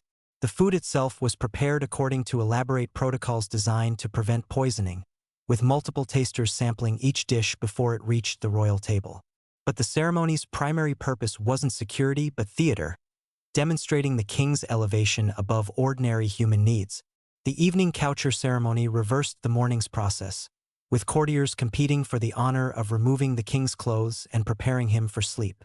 The ritual's intimacy paradoxically emphasized the monarch's isolation, surrounding him with servants and observers while denying him privacy or genuine human contact. These daily ceremonies served multiple political functions. They provided a mechanism for distributing royal favor in measured doses, rewarding loyalty and punishing disloyalty through inclusion or exclusion from the sacred rituals. Courtiers who fell from grace found themselves barred from the king's presence, a social death more devastating than financial ruin. The rituals also created a rhythm of court life that kept the nobility occupied with ceremonial duties rather than political plotting. Ambitious dukes and counts who might have challenged royal authority in their provincial estates were instead reduced to competing for the privilege of holding the king's washbasin or lighting his bedside candle. Louis XIV dining ceremonies, held in public view in the Hall of Mirrors, transformed eating into a performance of divine kingship. The king dined alone at a table raised above the crowd of observers, emphasizing his separation from ordinary humanity. Every gesture was prescribed by protocol. How he held his fork, the order in which he tasted dishes, even the precise angle at which he inclined his head when acknowledging courtiers' bows. The religious dimensions of these ceremonies were explicit and carefully maintained. The king's food was blessed before each meal. His clothes were treated as sacred vestments, and his bedchamber was arranged like a shrine with religious imagery and relics. Court observers described the atmosphere as more cathedral than palace, with whispered conversations and reverential behavior that suggested the presence of divinity. The psychological impact of these rituals extended far beyond Versailles itself. Foreign ambassadors returned to their courts with accounts of ceremonies that seemed to demonstrate Louis XIV's superhuman status. The Sun King's daily rituals became a model for absolute monarchs across Europe, who created their own versions of sacred theater to legitimize their power. But the system also revealed the fundamental contradiction of absolute monarchy: the need to appear superhuman while remaining recognizably human. Louis XIV's elaborate ceremonies required enormous effort to maintain, consuming hours of each day that might have been spent on actual governance. The king became a prisoner of his own mystique, trapped within rituals that defined his identity but limited his freedom.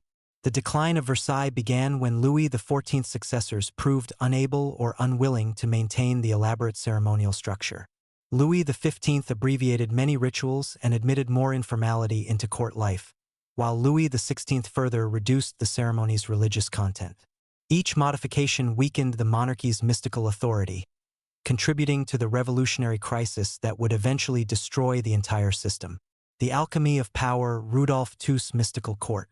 In the shadowy halls of Prague Castle, Emperor Rudolf II created the most mystical court in European history, a place where alchemy, astrology, and occult philosophy merged with imperial politics to create a unique form of sacred kingship. Rudolf's court became a magnet for scholars, mystics, and charlatans who promised to unlock the secrets of the universe and provide their imperial patron with supernatural power. Rudolf II's fascination with the occult wasn't mere personal eccentricity, but a calculated attempt to enhance his imperial authority through supernatural means. As Holy Roman Emperor, he faced the challenge of ruling a religiously divided empire while competing with more centralized monarchies in France and Spain. His solution was to present himself as a philosopher king whose wisdom transcended ordinary political divisions. The emperor's collection of alchemical equipment, housed in specially constructed laboratories within Prague Castle, represented the world's most advanced attempt to transform base metals into gold and discover the elixir of life. Rudolf personally participated in experiments, believing that successful transmutation would provide both the financial resources and the supernatural authority necessary to restore imperial power. The court attracted Europe's most famous occultists, including John Dee, the English mathematician and astrologer who claimed to communicate with angels, and Edward Kelly, an alchemist who promised to produce unlimited gold through his secret processes. These figures weren't mere entertainers but advisors whose supposed supernatural knowledge influenced imperial policy. Rudolf's patronage of Tycho Brahe, the Danish astronomer, exemplified his belief that celestial knowledge could enhance earthly power. Brahe's observatory on the island of Hven had produced the most accurate astronomical observations in history, data that Rudolf hoped could be used to predict political events and identify favorable times for military campaigns. The emperor's famous Kunstkammer, or Cabinet of Curiosities, served as more than a museum but as a magical repository designed to concentrate supernatural forces. The collection included alleged unicorn horns, dragon's eggs, and other objects believed to possess mystical properties. Visitors described the experience of touring the Kunstkammer as spiritual transformation, suggesting that Rudolf had successfully created an environment that induced altered consciousness. The court's daily routine incorporated numerous magical practices. Astrologers cast horoscopes to determine favorable times for important decisions. Alchemists provided potions believed to enhance the emperor's health and wisdom, and court physicians practiced medical techniques based on occult theories about the correspondence between celestial movements and bodily humors. Rudolf's interest in the occult extended to his imperial regalia and ceremonial objects. The crown of the Holy Roman Empire was modified to include astrological symbols and alchemical emblems, while court ceremonies incorporated rituals derived from Hermetic philosophy. The emperor's throne room was arranged according to principles of sacred geometry believed to channel divine power. The political effectiveness of Rudolf's mystical approach remains debatable. His court's reputation for supernatural knowledge enhanced his prestige among intellectuals and artists, but it also provided ammunition for critics who portrayed him as mentally unstable or influenced by diabolic forces. Protestant propagandists particularly enjoyed depicting the Catholic emperor as a practitioner of forbidden magic. The emperor's personal psychological investment in occult practices may have contributed to his eventual political failure. His belief that alchemical research could solve the empire's financial problems diverted resources from more practical reforms, while his reliance on astrological timing sometimes delayed crucial political decisions. Rudolf's court also became a haven for religious and political refugees from across Europe, creating a unique environment of intellectual freedom that contrasted sharply with the religious persecution occurring elsewhere. This tolerance wasn't purely altruistic, but reflected the emperor's belief that diverse perspectives could contribute to his understanding of universal truth. The mystical court at Prague reached its zenith during the early 1600s, when Rudolf's patronage had created the largest concentration of occult practitioners in European history. But the emperor's increasing withdrawal from political affairs, partly motivated by his dedication to alchemical research, weakened imperial authority and contributed to the crisis that would lead to the 30 Years' War. Rudolf's death in 1612 marked the end of the most sustained attempt to govern a European empire through occult means. His successors abandoned most of his mystical practices, viewing them as expensive distractions from more practical concerns. But the emperor's experiment demonstrated the persistent appeal of supernatural authority in an age of religious and political uncertainty. Royal wives who ruled behind thrones. Catherine the Great, the German princess who became Russia's Iron Empress. Sophie Friedrich August, a minor German princess from Anhalt-Zerbst-Dornburg, arrived in Russia as a teenage bride and transformed herself into Catherine II, one of history's most powerful female rulers. Her journey from powerless consort to absolute monarch reveals both the opportunities and constraints that marriage into royalty provided for ambitious women in the 18th century. Catherine's marriage to the future Peter III in 1745 was a disaster from its beginning. Peter was mentally unstable, physically unattractive, and more interested in playing with toy soldiers than governing an empire. The marriage remained unconsummated for years, leaving Catherine isolated at court and vulnerable to political enemies who questioned her loyalty to Russia. But Catherine used her marginal position to study Russian culture, language, and politics with an intensity that impressed even her critics. While her husband played with his Holstein regiment and openly expressed admiration for Frederick the Great of Prussia, Catherine cultivated relationships with Russian nobles, Orthodox clergy, and military commanders who would later support her claim to power. The conspiracy that brought Catherine to power in 1762 demonstrates how effectively she had learned to manipulate the networks of patronage and loyalty that sustained Russian autocracy. Her coup against Peter III succeeded because she had convinced key military units and court officials that she represented Russian interests more effectively than her own husband. Catherine's reign as empress revealed political skills that surpassed those of most male monarchs. Her nakaz, or instruction, attempted to reform Russian law according to Enlightenment principles while maintaining autocratic control. The document's 655 articles showed her deep understanding of political theory and practical governance, knowledge she had acquired through decades of careful study. Her expansion of Russian territory through wars against the Ottoman Empire and the annexation of Crimea demonstrated military and diplomatic abilities that rivaled those of her most successful predecessors. These conquests weren't merely territorial acquisitions but carefully planned campaigns designed to secure Russia's position as a great European power. Catherine's domestic policies showed equal sophistication. Her administrative reforms divided the empire into more manageable units while strengthening central control.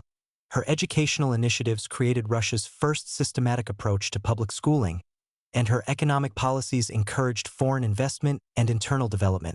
But Catherine's most remarkable achievement was her management of the Russian nobility.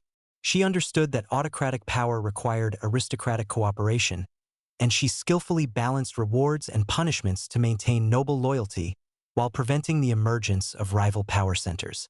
Her charter to the nobility granted significant privileges while ensuring that aristocratic authority remained dependent on imperial favor. The empress's personal life became a source of scandal and political vulnerability, but she managed these challenges with characteristic skill. Her numerous love affairs were conducted openly enough to avoid accusations of deception, while maintaining enough discretion to preserve imperial dignity.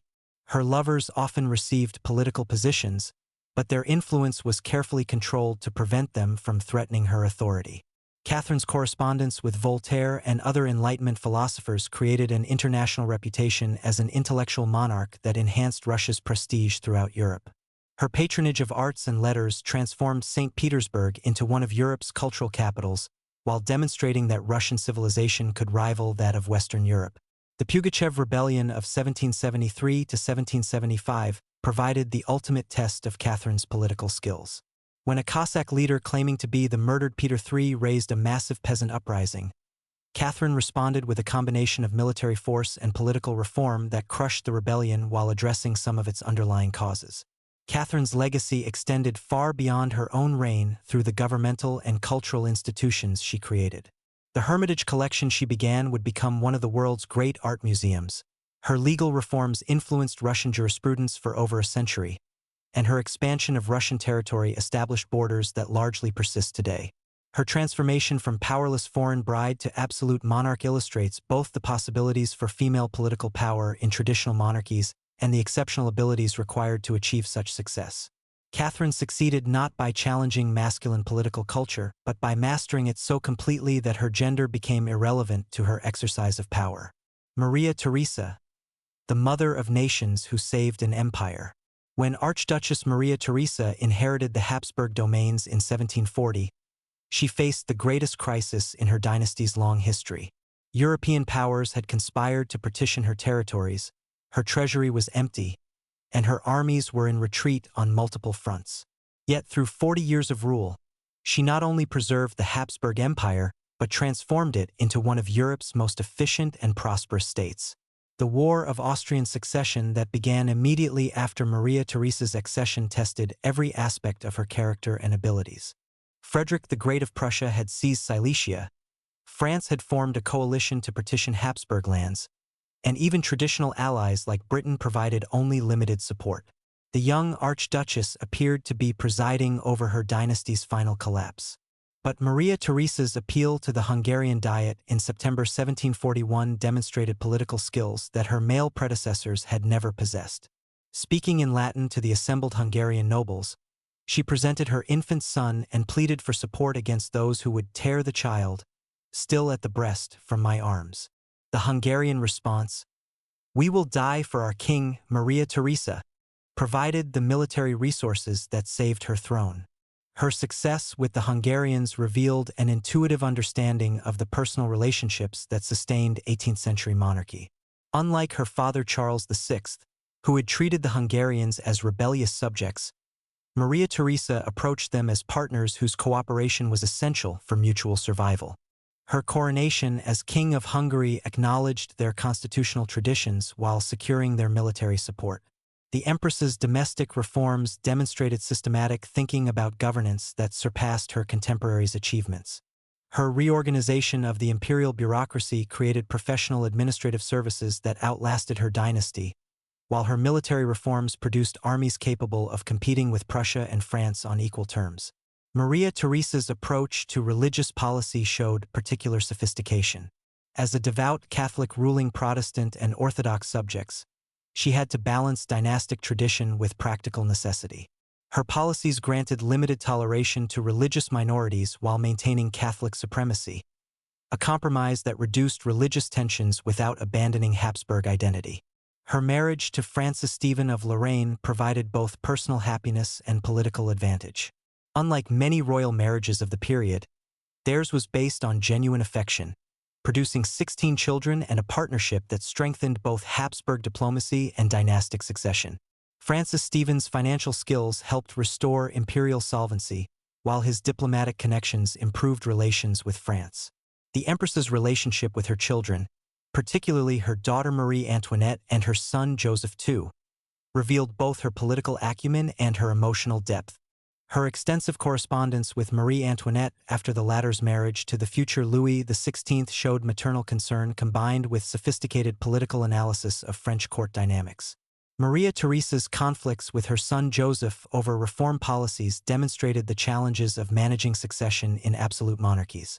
Joseph's more radical Enlightenment ideas clashed with his mother's pragmatic conservatism, creating tensions that would influence Habsburg policy long after both were dead. The 7 Years' War, 1756 to 1763, showcased Maria Theresa's diplomatic abilities as she orchestrated the diplomatic revolution that allied Austria with France against their common enemy, Prussia.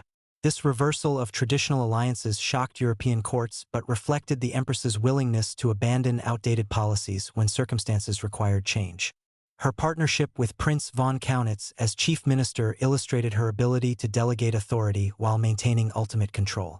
Kaunitz's diplomatic and administrative skills complemented Maria Theresa's political instincts, creating one of the most effective governmental partnerships in 18th-century Europe.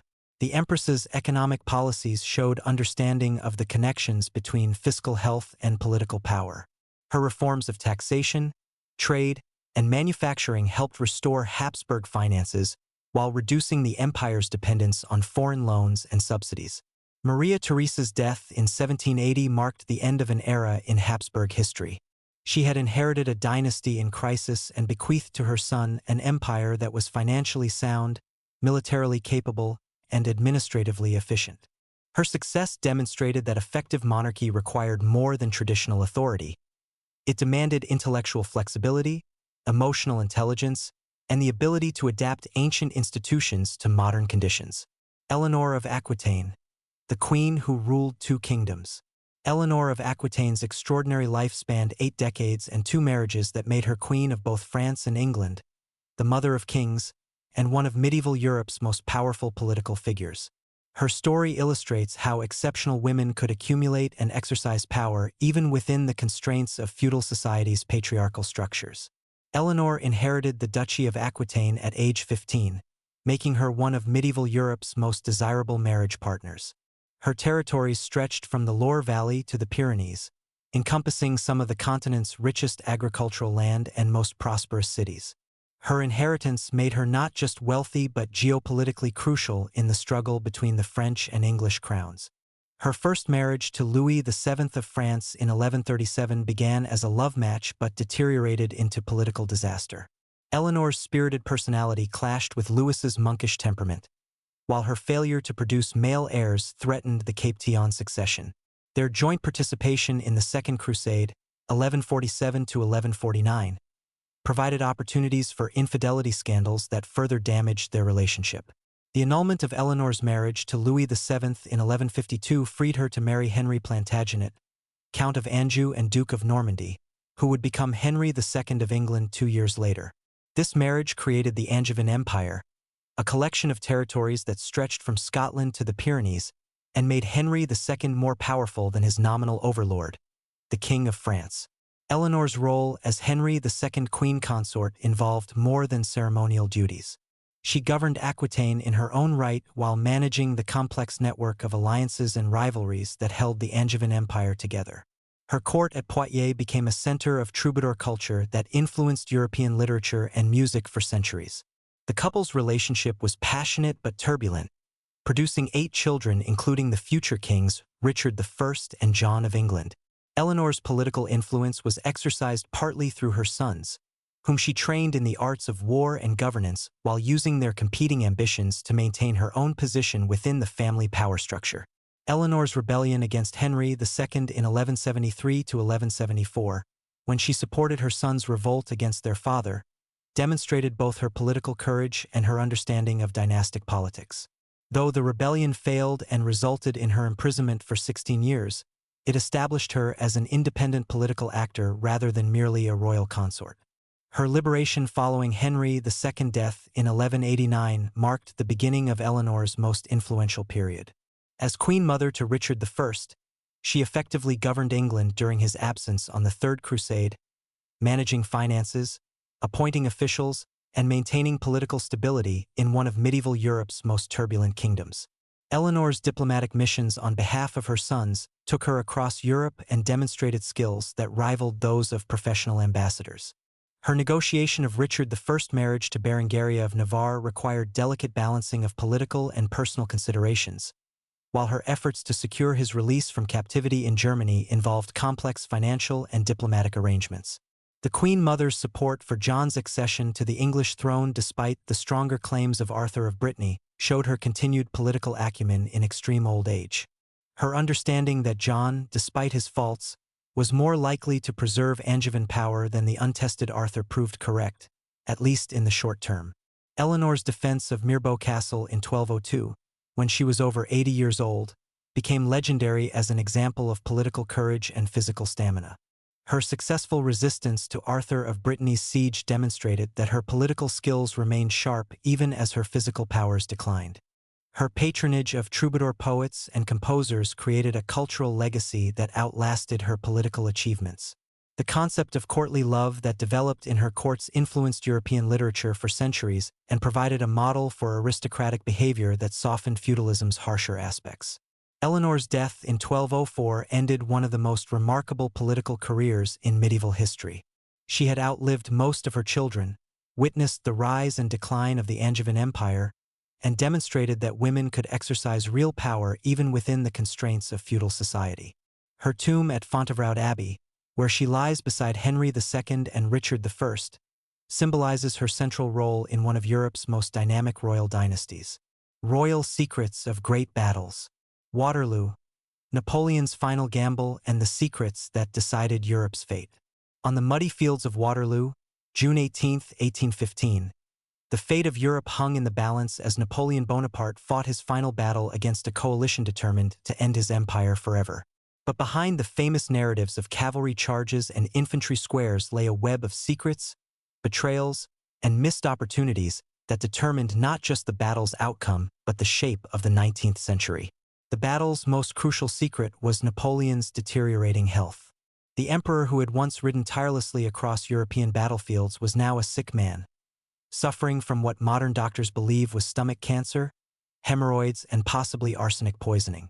His famous energy had been replaced by lethargic periods that left him unable to personally reconnaissance the battlefield or coordinate his army's movements with his legendary precision. Napoleon's condition was carefully hidden from his troops, but it profoundly affected his decision-making throughout the campaign. His delay in attacking on the morning of Waterloo, officially blamed on muddy ground, may have been due to his physical inability to rise early and assess the tactical situation. Those lost hours allowed Wellington time to strengthen his positions and gave Blücher's Prussians the margin they needed to arrive on the battlefield. The emperor's medical condition wasn't the only secret affecting French performance. Marshal Ney, the bravest of the brave, was suffering from what we would now recognize as severe post-traumatic stress disorder after years of continuous campaigning. His reckless cavalry charges against Wellington's squares, which squandered Napoleon's mounted reserve, reflected not tactical brilliance but the desperate courage of a man seeking death in battle. Wellington's army harbored its own secrets that proved crucial to victory. The Duke had secretly arranged for his most unreliable units, particularly the Dutch-Belgian troops who had recently served under Napoleon, to be positioned where they could do the least damage if they defected or fled. His seemingly casual deployment actually reflected careful intelligence about the political loyalties of his multinational force. The Battle of Waterloo was also shaped by one of history's most successful intelligence operations. Wellington's network of spies in Paris had provided detailed information about Napoleon's plans, troop dispositions, and even the emperor's personal correspondence with his marshals. This intelligence allowed Wellington to position his army perfectly to meet Napoleon's attack while maintaining the appearance of being surprised by French movements. The role of weather in the battle has been debated for centuries, but recently discovered meteorological records suggest that the rain on June 17th to 18th was unusually heavy even for the Belgian climate. Some historians now argue that this weather was influenced by the massive volcanic eruption of Mount Tambora in Indonesia the previous year, which had altered global weather patterns. If true, Napoleon's empire may have been ended partly by a volcanic explosion on the other side of the world. The battle's most controversial secret involves the performance of the Imperial Guard, Napoleon's elite reserve troops who had never before been defeated in battle. Recent research suggests that the Guard's famous retreat may have been triggered not by British firepower but by the mistaken belief that Napoleon had been killed or captured. A false rumor, spread by panic or enemy disinformation, may have shattered the morale of France's best soldiers at the crucial moment. Napoleon's personal behavior during the battle's final hours remains mysterious. Witnesses reported that he seemed strangely detached from events, sitting motionless on his horse while his army disintegrated around him. Some attributed this to stoic acceptance of defeat, others to physical exhaustion, but the most disturbing possibility is that the emperor had suffered a mental breakdown as he watched his life's work collapse. The aftermath of Waterloo was shaped by secrets that emerged only years later. Wellington's famous dispatch announcing victory deliberately minimized the role of Prussian forces to enhance British prestige, while Blücher's reports exaggerated Prussian contributions at British expense. These competing narratives influenced diplomatic negotiations at the Congress of Vienna and shaped European power relationships for the next generation. Perhaps the battle's greatest secret was financial rather than military. Nathan Rothschild's famous coup on the London Stock Exchange, where he made millions by receiving news of Napoleon's defeat before official reports reached Britain, may have been based on information provided by Wellington himself. If true, the Duke's secret partnership with Europe's most powerful banking family gave him resources for post-war politics that no other military leader could match. The Battle of Waterloo's impact on European monarchy extended far beyond Napoleon's defeat. The victory restored the Bourbon dynasty in France, strengthened conservative governments across the continent, and established Britain as Europe's dominant power. But it also demonstrated that even the most successful military genius could be brought down by secrets, illness, and intelligence failures that remained hidden from history for generations. Trafalgar, Nelson's masterpiece and the naval secrets that saved Britain. The Battle of Trafalgar on October 21, 1805, represents the pinnacle of naval warfare in the Age of Sail, but the British victory that secured their maritime supremacy for over a century was achieved through innovations, intelligence operations, and tactical secrets that remained classified for decades after Admiral Nelson's death in victory. The battle's outcome was largely determined before the first shot was fired, through a complex espionage network that gave Nelson detailed knowledge of French and Spanish plans. British agents in Cadiz had provided complete information about the combined fleet's composition, the competence of individual commanders, and even the morale problems plaguing Napoleon's naval alliance. Nelson's intelligence network extended to the highest levels of the enemy command structure. Admiral Villeneuve, commanding the combined fleet, was reportedly in secret correspondence with British agents who promised him safe passage to America in exchange for tactical information. Whether Villeneuve actually betrayed his fleet remains uncertain, but his hesitant leadership during the battle certainly aided British victory. The famous signal "England expects that every man will do his duty" was more than inspirational rhetoric. It was a coded message that alerted British captains to specific tactical innovations that Nelson had developed in secret. The signal system itself represented a revolutionary advance in naval communication, allowing Nelson to coordinate his fleet's movements with unprecedented precision while confusing enemy observers about British intentions. Nelson's tactical plan broke every rule of traditional naval warfare by attacking the enemy line at right angles rather than engaging in parallel formation. This revolutionary approach, known as breaking the line, had been practiced in secret exercises with his captains for months before Trafalgar. The maneuver was so counterintuitive that French and Spanish admirals failed to understand what was happening until it was too late to respond effectively. The technical superiority of British gunnery at Trafalgar reflected years of secret weapons development that gave Nelson's fleet decisive advantages in firepower and accuracy. British naval ordnance had been improved through innovations in powder composition, shot design, and firing mechanisms that were closely guarded state secrets. The rate of fire achieved by British gunners was nearly double that of their opponents, turning individual ship duels into massacres. Nelson's personal leadership during the battle was enhanced by a communication system that modern analysts recognize as an early form of what would later be called network-centric warfare. His flagship HMS Victory was equipped with an advanced signal system that allowed real-time coordination of fleet movements, while specially trained signal officers could relay complex orders to individual ships within minutes. The admiral's famous uniform, with its distinctive decorations and medals, wasn't mere vanity but psychological warfare designed to inspire his own men while terrifying the enemy.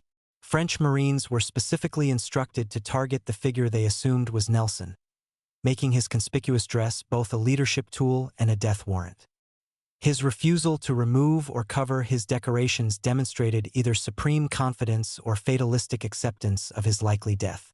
The role of weather in the battle has been overshadowed by tactical analysis, but recently discovered ship logs suggest that Nelson had access to remarkably accurate weather forecasting that allowed him to choose the optimal moment for attack.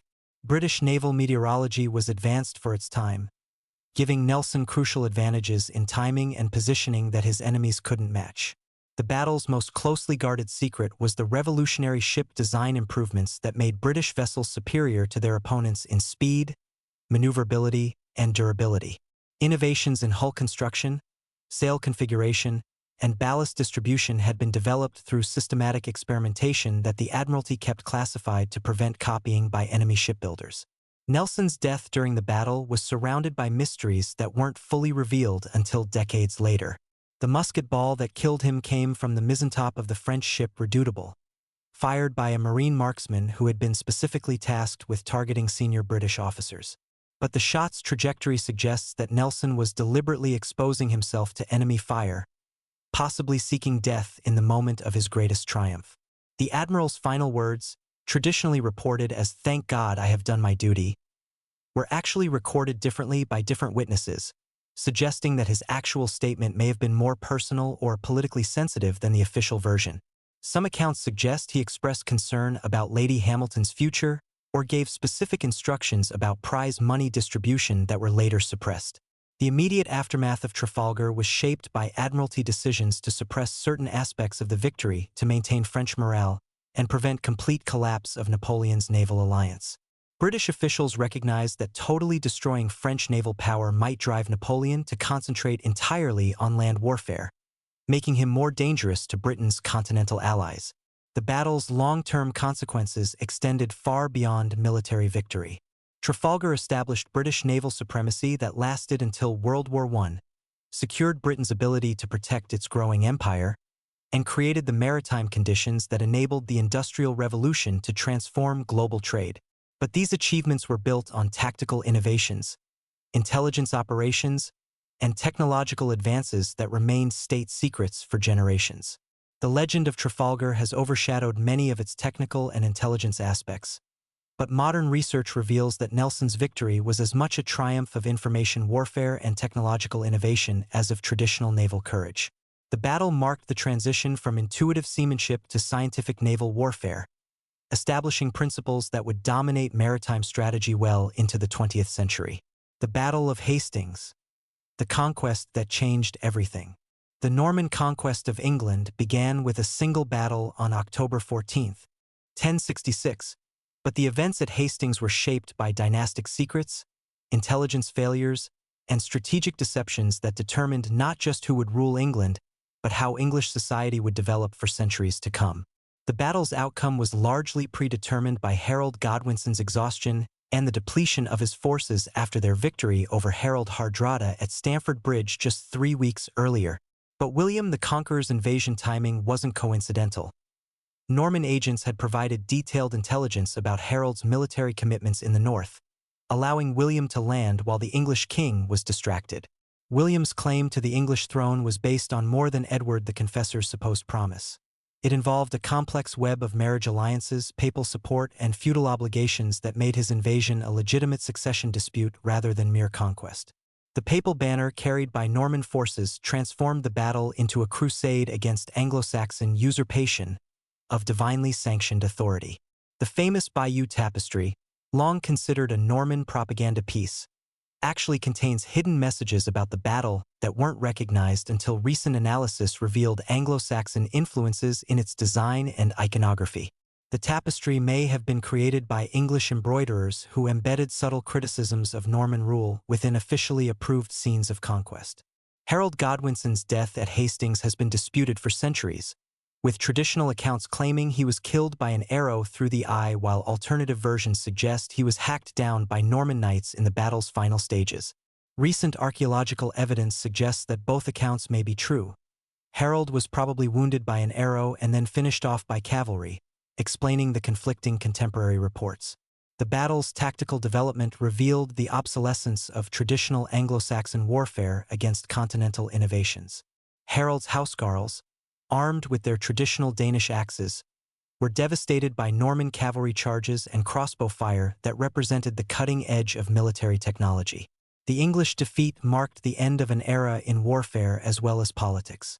William's pre-battle preparations included psychological warfare designed to demoralize English resistance before fighting began. Norman minstrels sang songs celebrating previous conquests, while priests blessed weapons and armor in ceremonies designed to demonstrate divine approval for the invasion. These displays of confidence were carefully calculated to undermine English morale. The role of weather in the Norman invasion has been overlooked by most historians, but meteorological analysis suggests that William's fleet enjoyed unusually favorable winds that allowed the rapid transport of horses and heavy equipment across the Channel.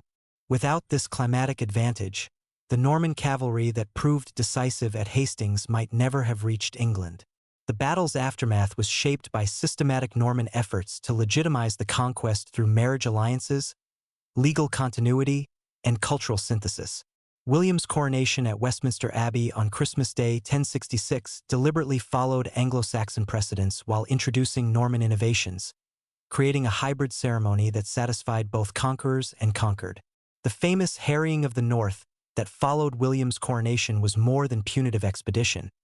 It was systematic demographic engineering designed to replace Anglo-Saxon aristocracy with Norman settlers while preventing future rebellions. The operation's brutality was calculated to demonstrate the futility of resistance while creating economic opportunities for Norman colonization. The Domesday Book, completed 20 years after Hastings, revealed the conquest's full impact on English society. Norman administrative efficiency had created the most comprehensive survey of national resources in medieval Europe while establishing legal and economic systems that would influence English development for centuries. The linguistic consequences of the Norman conquest created the hybrid English language that combined Germanic syntax with Romance vocabulary, producing a linguistic flexibility that would prove crucial to England's later cultural and literary achievements. The battle at Hastings thus changed not just who ruled England but how the English language itself would develop. The strategic consequences of Norman victory extended far beyond England to influence European politics for centuries. The creation of a Norman English realm that stretched from Scotland to the Pyrenees challenged French royal authority while establishing England as a major European power. The battle's outcome thus reshaped continental politics as much as insular English affairs.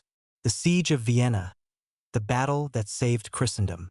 The Ottoman Siege of Vienna in 1683 represented the high-water mark of Turkish expansion into Europe, but the city's successful defense depended on diplomatic secrets, military innovations, and international alliances that remained hidden from contemporary observers and continue to influence European politics today. The siege began with one of history's most successful espionage operations, as Ottoman agents had provided Sultan Mehmed IV with detailed plans of Vienna's fortifications, information about its garrison strength, and intelligence about the political divisions within the Holy Roman Empire. This intelligence convinced the Sultan that Vienna could be taken quickly, before Christian reinforcements could arrive. But the Ottomans' intelligence network had been compromised by Habsburg counterintelligence operations that fed false information to Turkish spies while gathering crucial details about Ottoman battle plans. The Imperial Secret Service, one of Europe's most sophisticated intelligence organizations, had prepared Vienna's defense months before the siege began. The city's resistance was sustained by hidden food supplies and ammunition caches that had been secretly accumulated during the previous winter. These preparations reflected not just military foresight but detailed knowledge of Ottoman siege tactics gained through previous Turkish campaigns in Hungary and Transylvania. The famous relief of Vienna by the Polish king Jan Sobieski was made possible by secret negotiations that had been conducted for months before the siege began. The Holy League that united Poland, Austria, and Venice against the Ottomans was sealed by agreements that promised Sobieski territorial gains in Moldavia and financial subsidies from papal and Venetian sources. Sobieski's military leadership during the battle demonstrated tactical innovations that revolutionized European cavalry warfare. His famous winged hussars weren't just ceremonial troops but represented a new synthesis of Eastern and Western military techniques that proved devastatingly effective against Ottoman janissaries. The siege's turning point came not with Sobieski's charge, but with the collapse of Ottoman morale caused by rumors that the Sultan had been killed or had fled the battlefield. These rumors, possibly spread by Habsburg agents within the Turkish camp, triggered a panic that transformed tactical defeat into complete rout. The battle's religious significance was enhanced by the discovery of the True Cross among Turkish baggage trains, a relic that had been captured during previous Ottoman victories but was now restored to Christian hands. This symbolic victory was as important as military success in rallying European resistance to Turkish expansion. The Ottoman retreat from Vienna marked the beginning of the empire's long decline, but it also established Habsburg Austria as the dominant power in southeastern Europe. The victory's political consequences included the reconquest of Hungary, the establishment of Austrian influence in the Balkans, and the creation of a military frontier that would shape European geography for centuries. The siege's cultural impact extended throughout Europe as artists, writers, and composers celebrated the victory as the salvation of Christendom. The battle became a foundational myth for European identity, establishing the narrative of Christian Europe defending itself against Islamic invasion that would influence European attitudes toward the Ottoman Empire and later the broader Islamic world. The tactical lessons learned at Vienna influenced military development throughout Europe as armies adopted the combined arms tactics that had proven successful against Ottoman forces. The integration of infantry, cavalry, and artillery that characterized the relief of Vienna became the standard for European warfare well into the 18th century. The financial consequences of the siege were equally significant, as the enormous costs of the Ottoman campaign contributed to the empire's fiscal crisis, while the wealth captured from the Turkish camp helped finance Habsburg expansion in the Balkans. The battle thus marked a crucial shift in the balance of economic as well as military power between Christian and Islamic Europe. The diplomatic legacy of Vienna's relief included the strengthening of papal authority in European politics and the establishment of Poland as a major military power. These developments would influence European international relations for generations, contributing to the complex alliance systems that characterized early modern diplomacy. Conclusion: The Crown's Shadow: How Royal Secrets Shaped Our World. As we reach the end of our journey through the hidden corridors of power, the secret chambers where kings whispered their fears, and the battlefields where dynasties rose and fell, one truth emerges with startling clarity. The history we thought we knew was often written in invisible ink, revealed only when the proper light was cast upon it. The royal mistakes that changed history were rarely the dramatic failures celebrated in popular memory. Instead, they were quiet miscalculations, personal weaknesses transformed into political disasters, and human frailties magnified by the terrible weight of crowns. Louis XVI's indecision killed more surely than any executioner's blade, while Napoleon's inability to understand naval warfare doomed his empire as effectively as any Russian winter. These weren't simply personal tragedies but systemic failures that revealed the fundamental contradiction at the heart of monarchy: the impossible demand that fallible humans exercise infallible authority. The kings and queens we've encountered were trapped within systems that required them to be superhuman while remaining recognizably human, divine while dealing with distinctly earthly problems. The royal children who never inherited thrones tell perhaps the most poignant stories of all. The princes in the Tower, Arthur Prince of Wales, the Grand Dauphin of France, each represented paths not taken, alternative histories that died with their premature deaths. Their stories remind us that history is shaped as much by what doesn't happen as by what does, that the accidents of mortality and politics can redirect the course of civilizations. Behind these tragedies lay the brutal mathematics of royal succession, where a single death could trigger international wars and a single birth could reshape continental alliances. The system that elevated bloodlines above merit created its own vulnerabilities, making entire kingdoms dependent on the health and fertility of individuals who were often neither healthy nor fertile. Elizabeth I's decision to remain unmarried and childless illustrates both the power and the limitations of royal choice. Her refusal to marry preserved England's independence and her own authority, but it also created the succession crisis that would ultimately bring Scottish kings to the English throne. Even the Virgin Queen's greatest triumph contained the seeds of unintended consequences that would influence British history for centuries. The royal families who survived revolutions or the Bourbons, the Japanese emperors, the Spanish monarchy, succeeded not by clinging to tradition but by adapting to change with remarkable speed and flexibility.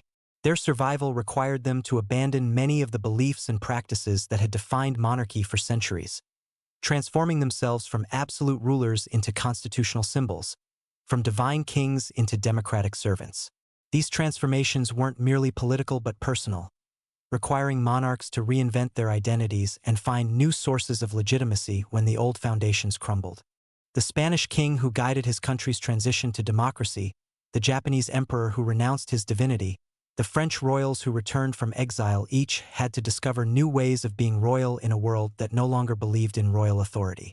The hidden scandals that shaped history, the Diamond Necklace Affair, the Mordaunt divorce case, the Mayerling incident demonstrated how vulnerable monarchies had become to public opinion and media manipulation. In an age of expanding literacy and mass communication, royal reputations could be destroyed by clever criminals and hostile propagandists. The mystique that had protected monarchy for centuries was dissolving in the acid of public scrutiny. These scandals also revealed the price of the secrecy that had traditionally surrounded royal families.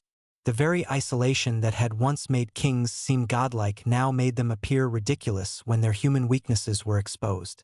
The gulf between public image and private reality became impossible to maintain once the press gained access to royal bedrooms and counting houses.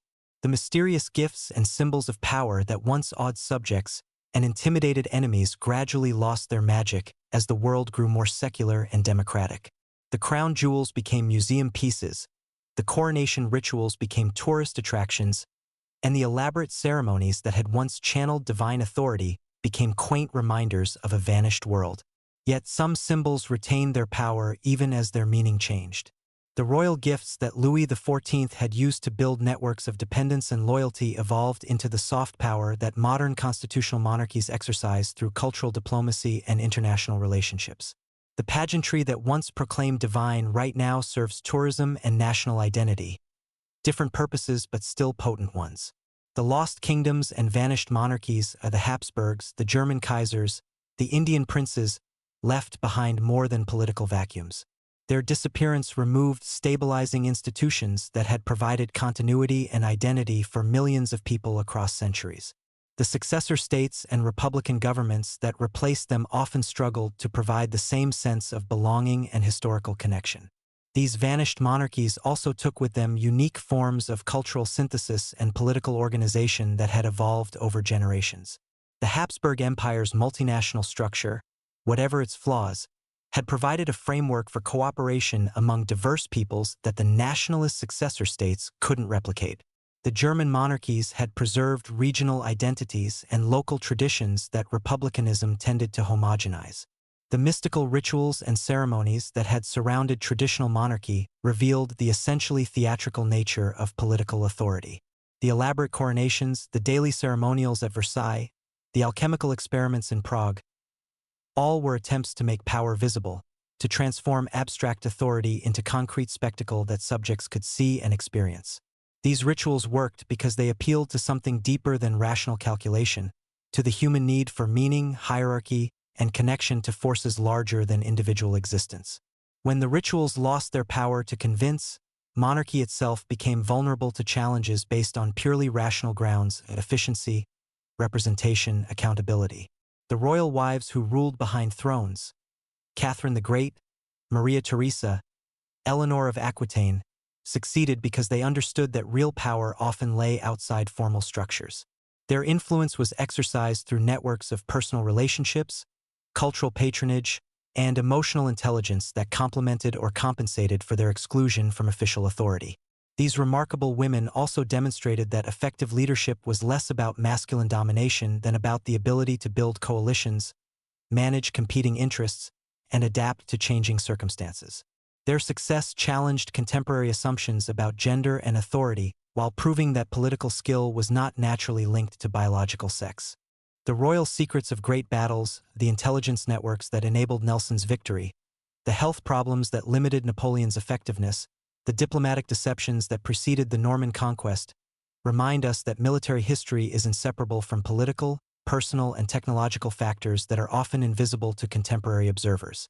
These battles were won and lost not just by courage and tactics but by information, innovation, and the ability to keep crucial secrets while penetrating enemy secrets. The modern concept of intelligence warfare had its roots in the royal courts where survival depended on knowing your enemy's plans while hiding your own. As we reflect on these centuries of royal power and royal failure, certain patterns emerge that transcend individual dynasties and historical periods. Monarchy succeeded when it adapted to changing circumstances, when it maintained legitimacy through performance rather than mere tradition, and when it found ways to serve broader social needs rather than merely dynastic interests. Monarchy failed when it became too rigid to change, too isolated to understand its subjects' needs, and too focused on preserving privilege to recognize that privilege required justification. The divine right that had once seemed unquestionable became a liability when subjects began to question everything. The transition from monarchy to democracy wasn't simply a political evolution but a fundamental transformation in how human societies organize authority and legitimacy. The kings and queens who once seemed to embody eternal principles were revealed to be historical artifacts, products of specific circumstances that could change and disappear. Yet the fascination with royalty persists even in democratic societies, suggesting that monarchy satisfied psychological and cultural needs that pure rationality cannot address. The pageantry, the tradition, the connection to historical continuity, these elements of monarchy retain their appeal even when separated from political power. The constitutional monarchies that survive in the modern world have found ways to preserve these cultural functions while abandoning political authority. They serve as symbols of national identity, guardians of tradition, and focal points for ceremony and celebration. Their success depends on their ability to remain relevant without seeking power, visible without being intrusive. The history of royal secrets ultimately teaches us that power is always more fragile than it appears, that authority requires constant renewal and justification, and that the mightiest institutions can collapse when they lose the ability to adapt. The crowns that once seemed eternal proved to be temporary arrangements, products of particular historical moments rather than natural laws. But this fragility wasn't a weakness. It was democracy's greatest strength. The possibility that power could be questioned, challenged, and transferred created the conditions for political innovation and social progress that rigid hierarchies could not provide. The fall of absolute monarchy opened space for new forms of organization based on consent rather than compulsion. The royal children who never inherited thrones, the dynasties that vanished without heirs, the kingdoms that dissolved into republics, all were part of humanity's gradual discovery that political authority could be constructed rather than inherited, chosen rather than imposed, temporary rather than eternal. As we close this exploration of royal secrets and dynastic failures, we're left with a paradox. The study of monarchy's decline reveals both the arbitrary nature of traditional authority and the enduring human need for symbols, ceremonies, and connections to something larger than individual existence. The kings are gone, but the search for legitimate authority continues. The crown's shadow still falls across our contemporary political landscape, not because we believe in divine right, but because we continue to grapple with the fundamental questions that monarchy claimed to answer. Who should rule? How should power be justified? What makes authority legitimate? The answers have changed, but the questions remain as urgent as ever. In the end, the greatest royal secret may be this: that monarchy's true purpose was never to provide perfect government, but to serve as a bridge between humanity's tribal past and its democratic future. The kings and queens who fill history's pages were not just rulers but transitional figures. helping their societies navigate the treacherous passage from one form of civilization to another. Their failures were as instructive as their successes, their secrets as valuable as their public proclamations. In learning how they fell, we better understand how to build something better. In studying their mistakes, we glimpse the possibility of avoiding our own. The crown may be broken, but its lessons shine on, illuminating the path toward more perfect forms of human organization. The royal story is ended, but the human story continues, enriched by the knowledge of what was tried, what failed, and what endures. In the ruins of palaces and the silence of empty throne rooms, we find not just the end of an old world but the beginning of a new one. A world where authority serves humanity rather than the reverse, where power justifies itself through service rather than inheritance, where the crown's greatest secret is finally revealed, that we never needed kings at all.